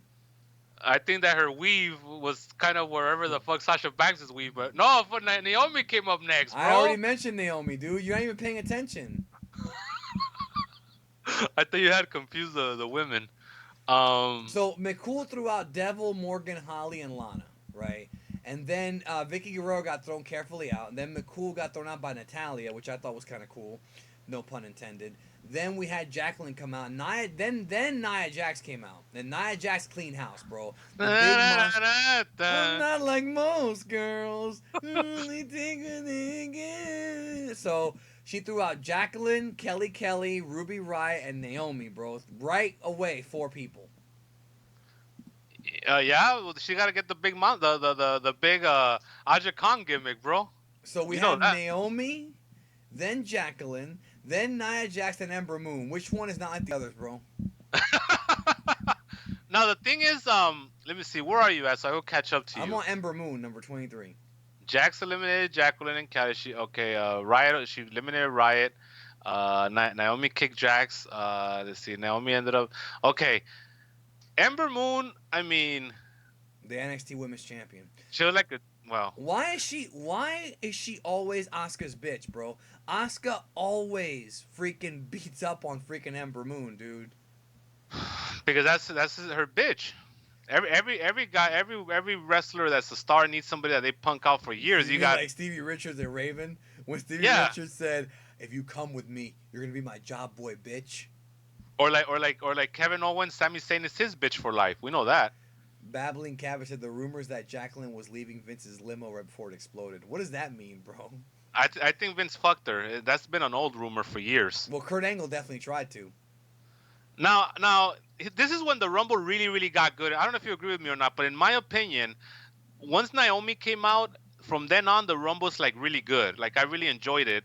It became like you said, it became the Nia Jax show for a while, and I like the spot she had with Naomi, where Naomi does the wacky back and forth kicks, and then Naomi take the cue from Kofi Kingston, because she also does a Kofi Kingston spot. That's right. Yeah, she's like the girl Kofi Kingston. She even wears green like Kofi used to. Yes. And there's another thing they have in common, which I won't get to right now because it's not important. And so Oh, it's pretty important sometimes. Depends so on the your thing heritage. so the thing is, she gets up and she starts walking the rails, bro. And by the way, there's a guy right next to her that looks like fucking the Sahorian, bro, That's like an old right. man.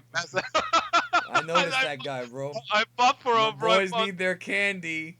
So so so Natalia, I mean Naomi does that gimmick where she walks the railing and she walks it all the way around, Yeah, and then and she then Maria Menounos is sitting in a chair, and she asks her to get up, and she uses the chair to get back in the ring, bro. no, well, she's first of all, Maria Menounos is like texting on her phone like a post 87 bitch, but she's not. She's kind of older.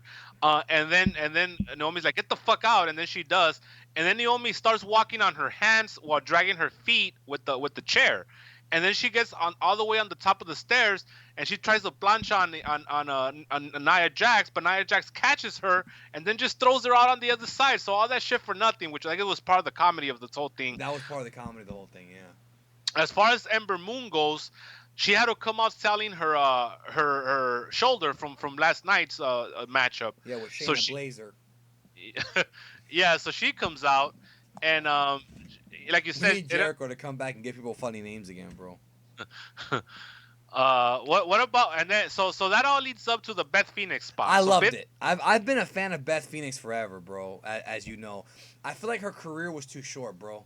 We never saw Beth and Karma. We never saw Beth and I know you're, Trish. and for some reason you're a huge mark of Karma. Even that's like an underlying thing of the show that only the hardcore marks will ever get. You're a huge fan of Karma, bro. Huge fan of Karma, bro. Her and Beth Phoenix, bro. And so it's just a shame, bro, because you know Beth. But it was cool because Beth comes out and she challenges Nia Jax. Now I don't know about you, bro, but when I saw that, I thought Nia Jax and I thought that'd be a good match, bro. Beth and Nia Jax. Like, why don't they do that match? I heard you had the same look that as when Brock Lesnar dropped to John Cena, bro.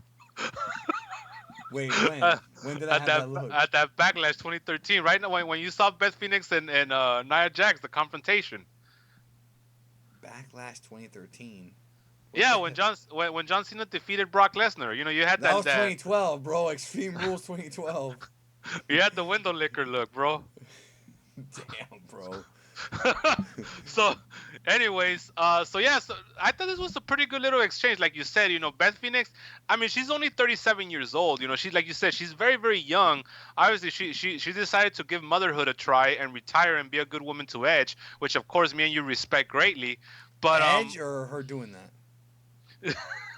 well, it takes one. It's one and two, isn't it? It's one and the same, ain't it? Well, that's our boy Adam, bro. We saw our boy Jay on Monday. That was cool seeing him do nothing.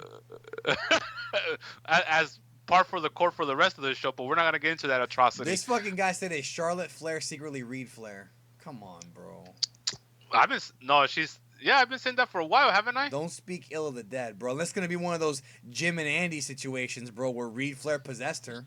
But somehow black tar heroin, just the word You itself pops son you, of a bro. bitch, bro. You're such a I didn't want to get through this show mentioning that, and here you go. So okay, so again, the Rumble got really fucking awesome at this point. I love that spot with Beth and Nia, but I also love when Natalia comes in Yep. and they double team her and they give her the old double shoulder rush and then she goes out and this is kind of dumb because this is kind of a little bit inside. We're supposed to think that they go way back. It's based on the Hall of Fame speech. That's what it is. But also it's based on the real life friendship. Natalia and Beth are really, really close. And so, but they were never close in WWE storylines. They were just close in real life. And so they do the hugging spot. And I think Beth Phoenix starts crying right here, bro. And she starts crying. And then fucking Natty gives her a punch on the face and then throws her out. And then that's it. Beth Phoenix is eliminated. Then Carmella goes in and she starts working over Natalia. And then who is the next entrant? Asuka, number 25. No, Asuka was number 27 in the men's Royal Rumble. What are you talking about? Oh, that's right. Oh, you mean Asuka? Okay, I thought you meant Oscar. Yeah, no, that's right. No, that's right. Asuka. So Asuka was number 25, and she comes in there. So who's taller, Asuka or Oscar, bro? I think Asuka. That paused me for some reason, bro. But who's murdered more people, bro? Well, we don't know that because Asuka's Japanese and the Yasuka's always around.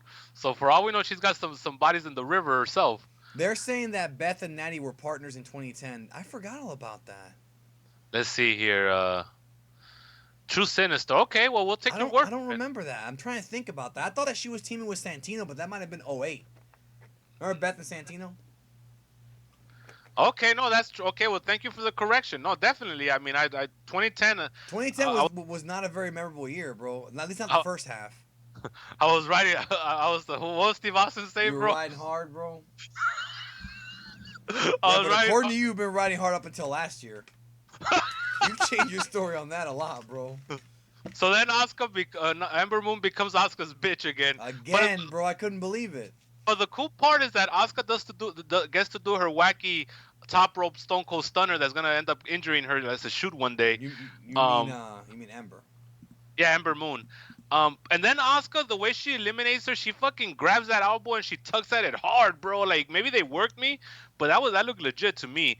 And then of course Asuka's so full of fucking charisma, bro. Like she does that whole thing where she waves at Ember Moon as she eliminates her. She's so fucking awesome. And then this is also when Sasha. This is the portion of the match where Sasha starts turning heel little by little. She starts the little heelish moves. Yeah.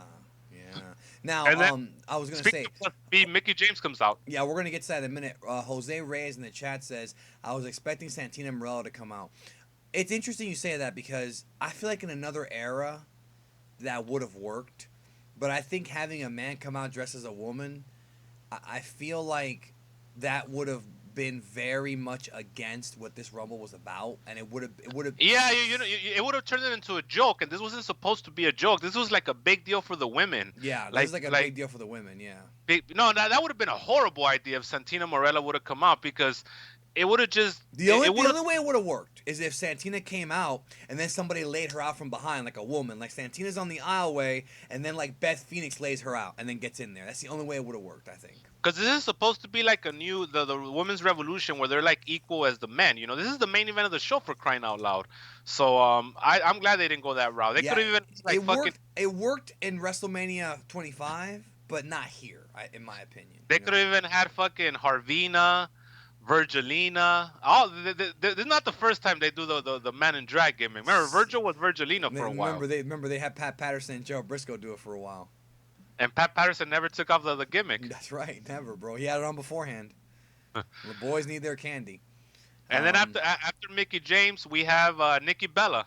Yeah, and then Brie Bella. I was surprised they had Brie and Nikki back to back, bro. Like, what is this, fucking Axe and Smash? No, but they've exposed the business like that before. They had Bart and Billy Gunn. I'll be at the same. You know, they've done that. Jeff. No, they haven't had them back to back, but close enough, yeah. Close. They were like one off. Now, I was surprised. I was happy to see Nikki. I was surprised to see Brie there. You know, Nikki Cena. Or no, Nicole. What was it? Stephanie Nicole Cena, bro. Who's about to cash out on that investment in about another 2 years. Mark my words. No, right now Brie Bella was there too, right? Now, lately you've been pouring over Brie Bella. Tell us a little bit about that. Well, Brie Bella had a baby, and as a result of her having a baby, she filled out a little bit, bro, without needing implants, and that's a good thing. So Daniel Bryan wants to go back to the armories, knowing that he had a baby. Are we gonna have Chris Benoit in 10 years? That's fucked up, bro. That is fucked. Why? Brother, I'm a journalist. I'm asking you a question. I'm not making an assumption. No, we're not. What the fuck? Why? Because he does German suplexes? Because his brain's fucked up? Yeah. I hope not, bro. Well, I hope that Chris Nowinski saves that shit, bro. Well, what else are you gonna do? Might as well save that shit. You might as well, bro. He was in one of these too one year. He was, bro. 2003. So you have Nicole and Brianna. Who's the next one? Then we have Bailey. What do you think about Bailey's spot here? She's a prelim woman, bro. I have nothing to say about. I'm like Dave Meltzer. Once they gave up on her, I gave up on her. I got nothing to say about her. But when Sasha threw her out, bro, that was heel turn shit. Sasha became the heel in the match, so I don't think we should read too much into that. She was just playing her role that was gonna be needed for when Asuka threw her out later on. Yeah, I understand that, but her turning on Bailey, are they actually gonna pull the trigger on that match finally, bro? Yeah, but it has no heat anymore. Like I I don't agree care. with you, but I'm saying I feel like they're gonna pull it now. Brother, this is like Snow coming back for. Do you care that Snow comes back for episode 9? He's dead. Well, on a flashback or they explain his origins. I don't care Would you, anymore. see, it's the same shit. They've already jobbed out Bailey way too much for me to even care. I understand. I'm just wondering if they're gonna go in that direction. That's all I'm She saying. didn't even give her those dancing balloons this time, bro. They took that away already. This guy Caesar says them new titties on Brie might have given Daniel his last concussion. That's a good way to go out, bro. Yeah. So yeah. So okay, so all the girls team up on Nia Jax. All the girls team up on Nia Jax. First of all, okay, we didn't even mention. Okay, hold on. We're going to Trish Stratus number 30. Now, Nikki Bella throws out Carmella. Then we have Trish Stratus and Mickie James having their reunion. This was awesome, bro. She even did the I pussy love that. licker. I pop for this. Now, I pop for this for a couple of reasons. A, I pop for it because it's nostalgic and I got a kick out of it. B, I pop for it because Michael Cole popped for it, bro, as a shoot. And then C, I pop for it because Trish did the pussy licking gimmick. Yeah, that popped But me, then, bro. but then Kerwin Stifles cut off of it as quick as he could, bro. I saw that, but we saw it though. We caught it. Yeah, we caught it. We caught it. And then all the girls team up and throw out Nia Jax in the Mabel storyline. And the Mabel, King Kong Bundy, Yoko Tuna, every fat person in the history of the business always gets taken out with that spot. El Gigante Gonzalez won Battle Royal on He's Raw. not fat though. He's just real big and dumb. But the funny thing is, okay, so when she got thrown out, because I told you I heard she was gonna win on Tuesday, then I heard today that Asuka's gonna win. I was like, okay, well now we know for sure Asuka's gonna win. Your guy was in Brian Alvarez territory as far as being correct on this one. No, he was right. It's just that they changed it. But I kind of knew it was weird because I was like, wait a minute, if they're gonna do Nia Jax against Alexa, like that makes sense. We've been seeing the build up for that. But how are they gonna go to Charlotte and Asuka? But it makes sense that Asuka would go to SmackDown. You know, she'll pick that. Yeah. You know, so then we had Banks throughout Bailey, which was again supposed to be a big deal, but she didn't do anything, bro. And then Natalya got thrown out by Trish, and then Banks threw out Trish, bro, and that was kind of surprising, but kind of cool. Like, you know what sucks is that you're seeing all these women, right, and they're still pretty good athletes, like Trish. You're seeing Molly Holly. You're seeing Beth Phoenix. They never passed the torch, bro. Like, we never saw, like, Beth and Molly Holly pass the torch to Sasha and these girls, bro. And actually, it was the opposite. A lot of the girls that were brought back, they got over on the younger girls. Like for example, Michelle McCool threw out all these other broads, like 4 of them. So Trish what do you think, real quick, about an idea of, like, having, like, the 5 of them against 5 of the young girls at WrestleMania, like a 10-man tag or 10-woman tag or something like that? You could do that, but then again, in that situation, you do have to have the younger girls go over. Of course, but I mean, it's like fucking Tenzan in fucking New Japan. He's still popping up from time to time, bro. You know what I mean? Like, from time to time, he's still a regular. Yeah, I know, but he's a mid-card guy. He's a low-card guy. Yeah. No, I see what you're saying. Justin Liger, bro, same thing. Our boy Justin Liger. Justin Liger. But I'm waiting for Keiji Muto to be in the New Japan Rumble and get pinned in 2 seconds too, bro. Well, he's about as big as fucking Tenzan now, bro. So be careful with. But brother, I'm waiting for Masa Mahiro Chono, and evidently from the way he dresses, so is he. He's still got the fucking sunglasses, bro, and the trench coat. He's got to come out with the new NWO B team music, bro. That's all that matters to me. With the mafia kick, or as they call it in ECW, the Brooklyn boot. The Yaska kick. That's right.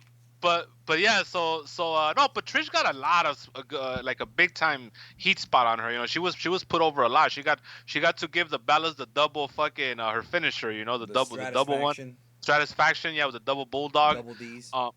And what is she's starting to look old now. I think out of all the women, Trish looked the oldest from her face. She still look good though. Oh, she's still a very attractive woman, but you know, age has caught up with her. So the Bellas threw out Sasha Banks.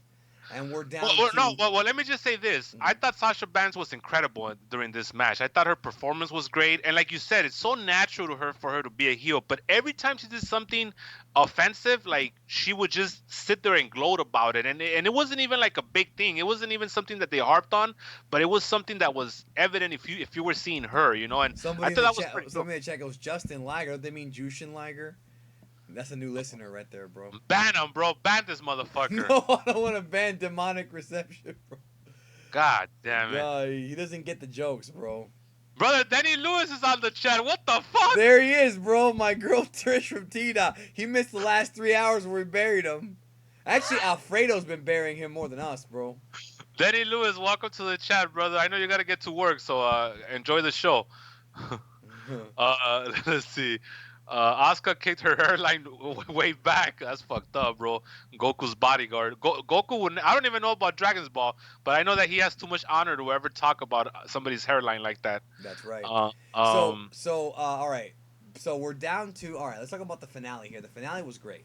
It's the Bellas, and then Sasha, and then it's basically Asuka and the Bellas. Like, okay, it was Sasha, the Bellas against Asuka. It was like they were technically brother, this fucking Danny Lewis guy's over. All these guys are creaming their pants because he joined the chat. Fuck that guy, bro. It's our heat. Don't pay no mind to Danny Lewis.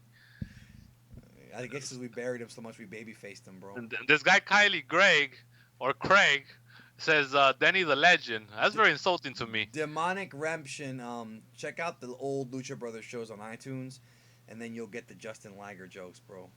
That's a joke that Justin Roberts made. Was it him? No, it wasn't him. It was Todd Pissum, right? Yeah, Todd Pissum, and then Dino Stinko Malenko got mad at him for calling him Justin. What an idiot that guy.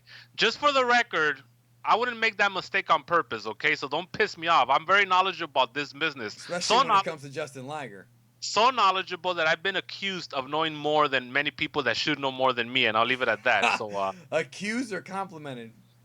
Oh, either or, because it is kind of pointless knowledge. But I know this business. You can name the Royal Rumble, bro. So don't be telling me that I fucked up Justin Thunder Liger. If I fuck something up, it's on purpose for everybody to get a kick out of it. That's right. Anyways, keep on like that time Daniel Bryan won the Royal Rumble. That's my favorite one. That is the line of the night. That was about 3 hours ago. All right. But so we're down to Sasha and the Bellas against Asuka. Even though the Bellas and Sasha were kind of baby faces, they were the heels here, and Asuka was the baby face trying to come out. Incredible. I love this whole. This last portion was incredible, bro. I liked it. So, so Sasha gets thrown out. The Bellas betray Sasha. This was an awesome elimination. She gets her in the corner. She kips up to do like a kick, and then the Bellas catch her and throw her out. That was awesome.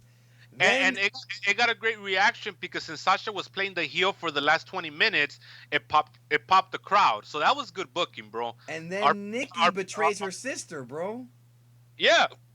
And her sister sold it. Unlike that fucking beta with the little manhood Seth Rollins who just laughed it off. Brianna was like, "What's up?" And then like shouldn't she know? Because didn't Nikki betray her like 3 times already, bro? Is she Sting now? Brianna still is alpha, bro. She's not like Sting, like that beta. No, she married Daniel Bryan, bro, with the pussy disease. She's not alpha. You're a dick. She married a guy who was too afraid to quit and live out his dream. No, he's too afraid to move on. You mean that's the difference? I don't care. Either one he loses, bro. That's how we do it on this show. You can't win on this show. We stack the deck. You can't win, bro. Asuka will not even get over on this show. So no, she will. She's alpha, bro. Yeah, she has nice titties, bro. So all right, so we're down to Nikki and Asuka, and then now this finish scared the fuck out of me, bro, because it's been no secret that Nikki's had a bad neck, bro. This chick fucking yanked Nikki like back, bro, like from the top rope back with her leg, bro. They were essentially trying to do a modern version of the Big Blow and the Murder at Royal Rumble 2004, bro. Well, I thought they were gonna do that earlier with Roman Reigns and Nakamura when he had him in the armbar, bro. Remember? I was like, oh, they're doing the murderer spot with the Big Blow, the guy who eats toothpaste sandwiches. and the murderer is Chris Benoit, folks, for you new people listening. So, and you can't fuck with us on that because that's a fact. Demonic Redemption says I should not have seen The Force Awakens Saturday because I was screaming traitor when the Bellas betrayed Sasha. Brother, we got a guy in the chat right now who's seen Force Awakens more times than you've seen any movie, bro. More times than you watch fucking pornos, bro. He's in the chat right now. But okay, so Asuka fucking does, man, that shit was nasty, bro. And then she ends up, it was a cool finish though. She ends up tripping Nikki and Nikki goes out. Yes. So and that's the Royal Rumble. Good little Royal Rumble, bro. For being the first one, I gotta say this was a pretty goddamn good Royal Rumble. It was a good Royal Rumble, and I like how the difference between the two is that in the female Rumble they had a lot of surprises, a lot. In the male Rumble, not so many.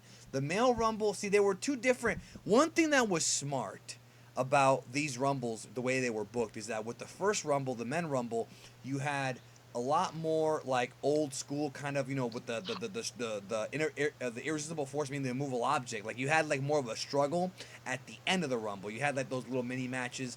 Then with this Rumble, it was more like an old school kind of Rumble where you had like the dynamic kind of finish. So it was different. They booked them differently. Now here's the question: are they doing 2 every year now? Yes, they've already announced that in Arizona next year is going to be 2 of them. They've put it on the press release. Okay. How long will that last? I don't know, but I'll be there next year because it's only 5 hours from where I live. So, post-match, Asuka wins. Out comes... No, first of all, the champions get in the ring. Fans wanted her to pick Charlotte. The plan right now is Asuka versus Charlotte. I thought it was a cool finish, Demonic. So he's saying it wasn't that cool. Did you like the Asuka-Nikki finish? I thought it was good. Yeah, definitely. And I thought Nikki, for all the flack that she gets, she really came in and had her working shoes on. I mean, she didn't have to okay that next spot, and she did it anyway. And I thought at the end of the day, the Bellas and Sasha Banks all put over Asuka, which was their job in the match anyway. So no, I thought it was good, definitely. Sports Radio says make sure you keep pillows and Bibles away from Daniel Bryan, if you know what I mean. That's fucked up, bro. These guys don't care, bro. See what you started? And then Danny Louise says, do you discuss Ronda Rousey coming out in the leather jacket Piper was buried in? And then Danny Louise asks, is this going to be on iTunes? No, brother. If you're a real fan, you listen to us even if you sacrifice sleep. That's right. So, and no, right it's not now, going to be. where we at right now? We got 338 still, bro, so that's pretty good. That's a pretty good stream. That's pretty solid, bro. That's for a first time. My first stream, I think, did like 100, bro. MMA Voice said, how come Danny has a mugshot as a profile pic? Danny Louis, why don't you answer that for the man? Yeah, answer it in the chat. So, Ronda comes out. They play music we never heard before. I didn't like her music, bro. Wasn't a fan of it.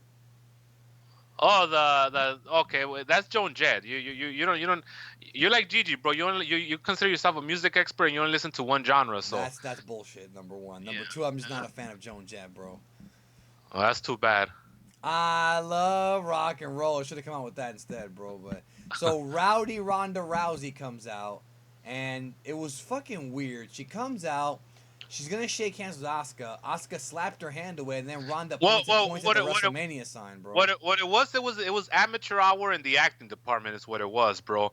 This is the kind of shit that they went over in the back probably, and then Ronda Rousey, and that's too bad because Ronda Rousey has acting experience. If that's what I'm doing air quotes. I mean, she came out and she was Daisy Ridley, brother. She was so robotic. And just so lame, bro. The way she just pointed at the fucking sign, like she was told to do it by Kerwin Stifles. I mean, come on, of course, bro. But the good thing is that Asuka saved it by her awesome fucking charisma, brother. She slapped the bitch's hand. I don't want nothing to do with you. I'm into Pride. I'm not into UFC. That's what I grew up on, Pride. That's right. That's what she's thinking right now. And so she just slapped her in the face like Inoki-san. How about the fact that there were 2 Royal Rumbles tonight and Inoki-san didn't win any of them? He's pissed about that. Yeah. So anyway, so that was it, bro. I mean, Ronda Rousey comes out. Now, what I found very interesting was that after Asuka slaps her hand off, first of all, she ignores Alexa Bliss, which I don't know if that was part of the plan or not. And then she walks around Charlotte, and then she gets out of the ring, and then she goes to shake Stephanie's hand, and she shakes it, bro, and they're all happy about it. And so that's it. Like Asuka didn't even choose. No, but that's a slow build, bro. They could wait. Because the thing about Asuka is that first, there's a couple things here. First of all, they have to tell us why she didn't choose Alexa if she already beat her, and that's her brand. So we Maybe gotta that's get. why, because she already beat her. She doesn't have it. She thinks that Charlotte would be a new opponent. That makes sense. That's stupid, bro. Because why would you wanna? If you already beat her, you could then now you could just beat her for the title and be Yeah, the but champ. she's one of those fucking Japanese that like honor and shit, bro. She wants to beat a new opponent. That's Ring of honor. Ring of honor. And then I will say that Ronda looked cute tonight, which is not something I say about her often. Even though she had no ass.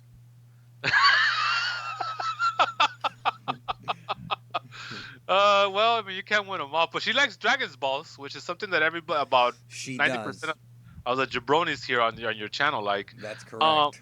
And so let's who likes Dragon's Balls? Her, the New Day, and Paige, right? Because Paige by default has to like Dragon's Balls. Cesaro. You don't know that. Yeah, I do. He's talked about it before, bro. And him and Sheamus do the fusion pose. Cesaro likes it. I lost a lot of respect just by hearing that right now. I wasn't even aware of that. Who else? You should have lost respect because of the fucking him losing his teeth in a match, bro. No, that wasn't his fault. Yeah, it was. He dove into it like an idiot. I was there live for that. Somebody said Alexa's so small that Ronda didn't see her. That's true, bro. No, that was weird. She just went around her like very, very disrespectful. Maybe she just forgot. All right, so who else likes Dragon's Balls? They all do in there, bro. Wrestling? I don't know, bro. Probably Nakamura, because he's from Japan. I don't know. I don't know if he does, bro. Brock Lesnar. I know Carlos Newton does. There's a name from the past, bro. What would you do if you saw bringing up Bobby Southworth again, bro? What would you do? Well, Daniel Bryan, David Benoit is praying for Daniel Bryan. That's horrible, bro. What's wrong with these people, bro? That is horrible. Why did a man come out at the end? That's fucked up. So overall,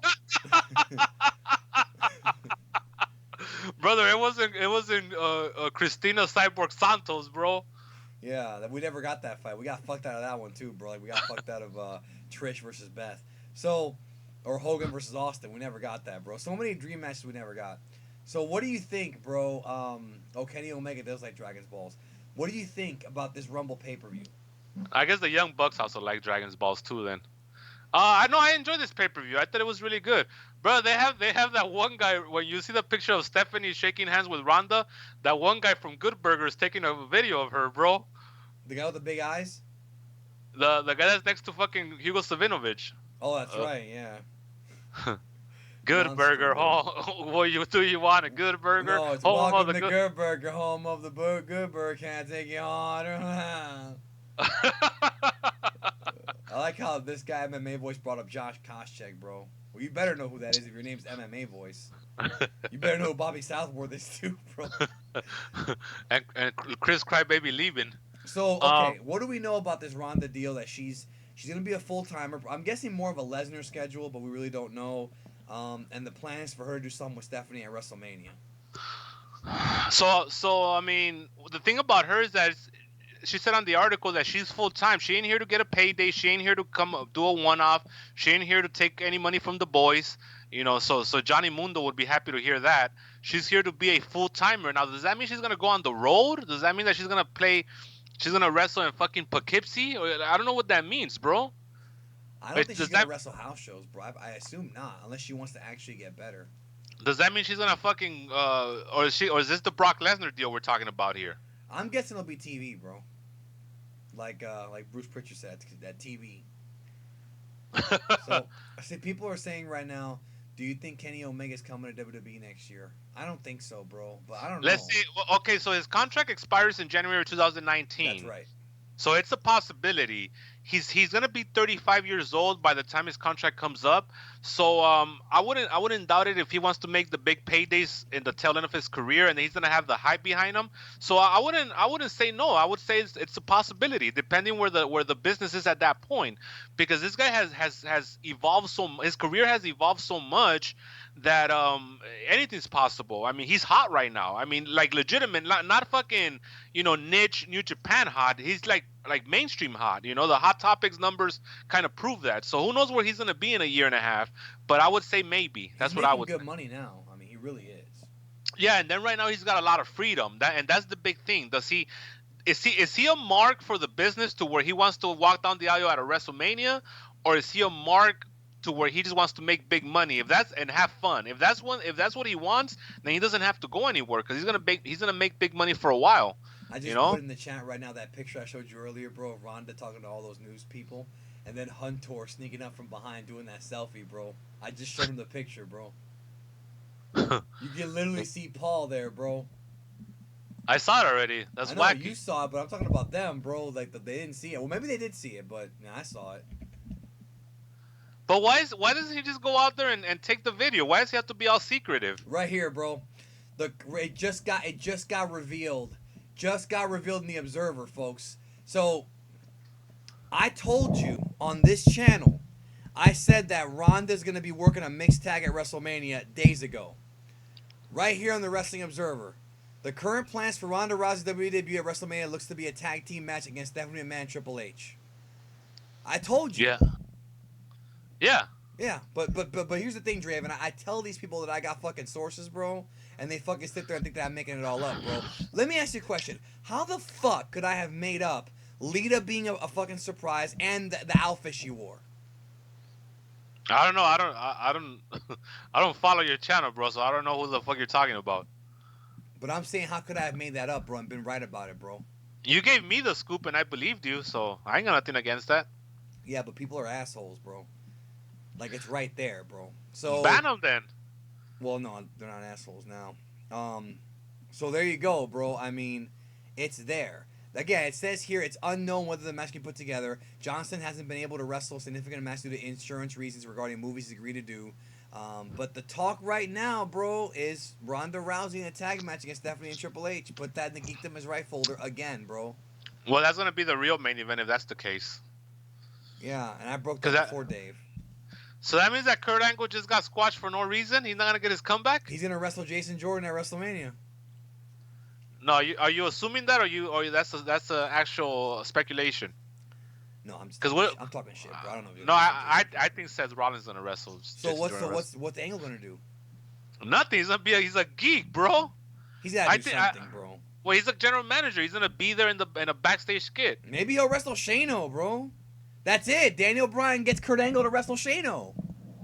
Unless they gotta redo the spot from King of the Ring 2001 though. Which one? Where he lands on his head? Come on, bro. Hey, they're not gonna top that match, bro. They can't. That match is too good. Hey, he throws him through the glass. Yeah, actually, I fucked up because I meant to show the Marks the article, and I didn't show them because I still had the Hunter picture up. Hang on a minute, Marks. I'll put it up here. You're a goof. I goofed up. All right, right there on your screen now, you should see the article on Wrestling Observer about Ronda working. It's right there, bro. WrestleMania 34 plans. Ronda working a mixed tag match against Stephanie and Triple H. I told you, that was the plan. And real talk, I talked about I was told not to reveal the Rock part, but I knew that the Rock was in talks with them. So you're a liar and a goof. I am certainly not that. So, what do you think about that WrestleMania so far? Before we get out of here, bro, what are your thoughts on WrestleMania so far? I ain't going. I might go. Fuck it, let the New Day host again. I don't care. Cena versus Taker, bro. That's the match. And okay, Brock Lesnar and Braun Strowman. All right, wait. Let me say it. So we got Cena versus Taker. Taker's gonna win it right off into the sunset. Yeah, and they're gonna put a big old sunset on the screen like Jim Ross wants. Like they did for Chico Ortiz at the Bellator. This guy said Omega's debuting tonight on Raw. You're a dumbass, bro. No, he's not. Keep going. Ban him, bro. Ban his fucking ass. I thought about it, bro. You got one more chance, bro. Don't spread misinformation. Keep going. Corey Graves said Super Saiyan one time, bro. Yeah, he did on Raw. He pronounced it correctly. His weight. Well, I fuck girls who love that shit, so I know how to spell this. I'm glad. Well, Corey Graves is way too cool to like this shit, bro. Don't scare me like that. Okay, it's not prognostication, bro. It's actual sources in the company telling me this, bro. Actual friends of friends, bro. What are you talking about?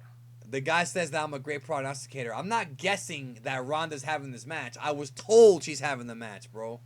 Ban his fucking ass, bro. No, I'm not gonna ban him, bro. But I mean, you're here, bro. Like, can you vouch for me? How many times has this dude been right? 45%. No, come on, bro. Don't bury me Well, on the air, bro. that's a goddamn good No, average, he's been bro. right about 90% of the time, bro. It's a hyperbole reared his ugly head. The only thing Um, he got wrong was the Bailey storyline that was supposed to happen last year, and that wound up getting dropped, bro. and that Rhino was gonna get a push to the top. He never said that, bro. Come on, the rhinoceros. All right, brother. Let me go to this card here because I want to convince myself whether I'm gonna go or not. I'm excited for Cena versus Brock. I mean, Cena versus Taker. I'm not excited for Brock versus Roman Reigns. I'm excited for Lazy Mora versus AJ. As long as we get 50 to 65% of the New Japan Tokyo Dome style match. What else is going on this card? I'm excited for Ronda and Dwayne versus Stephanie and Hunter, and the only reason I'm excited for that is because I have a feeling we're gonna get Wacky Paul, bro, and we're huge fans of Wacky Paul, so that's gonna be a good time. I agree with that. I'm excited for Jason Jordan versus Seth Rollins. No, I'm not excited for that. And what else? That's it. 5 matches for now. They're saying it would make Oh sense. no, Miz and Braun Strowman, bro. Now I will say this about Miz and Braun Strowman: the build-up is gonna be wacky and fun. I don't know about the match. It'll probably not be that long either, bro. Alexa versus Nia Jax. I mean that match has been built up for a while. I don't know how good it's gonna be. And then we're gonna have Charlotte versus Asuka. So I don't know, bro. It doesn't seem that exciting to me. Why is Asuka gonna pick Charlotte, bro? It makes no sense to me. Like, she's on Raw. They still gotta explain all that. Somebody just joined the stream and said, "I don't know any of you, but the Shield broke up again." No, they didn't, bro. We already covered it earlier in this show. No, it was just no, that's not gonna happen. No. I mean, the Shield aren't even really together right now. Bro, they're still talking about Johnny Impact, bro.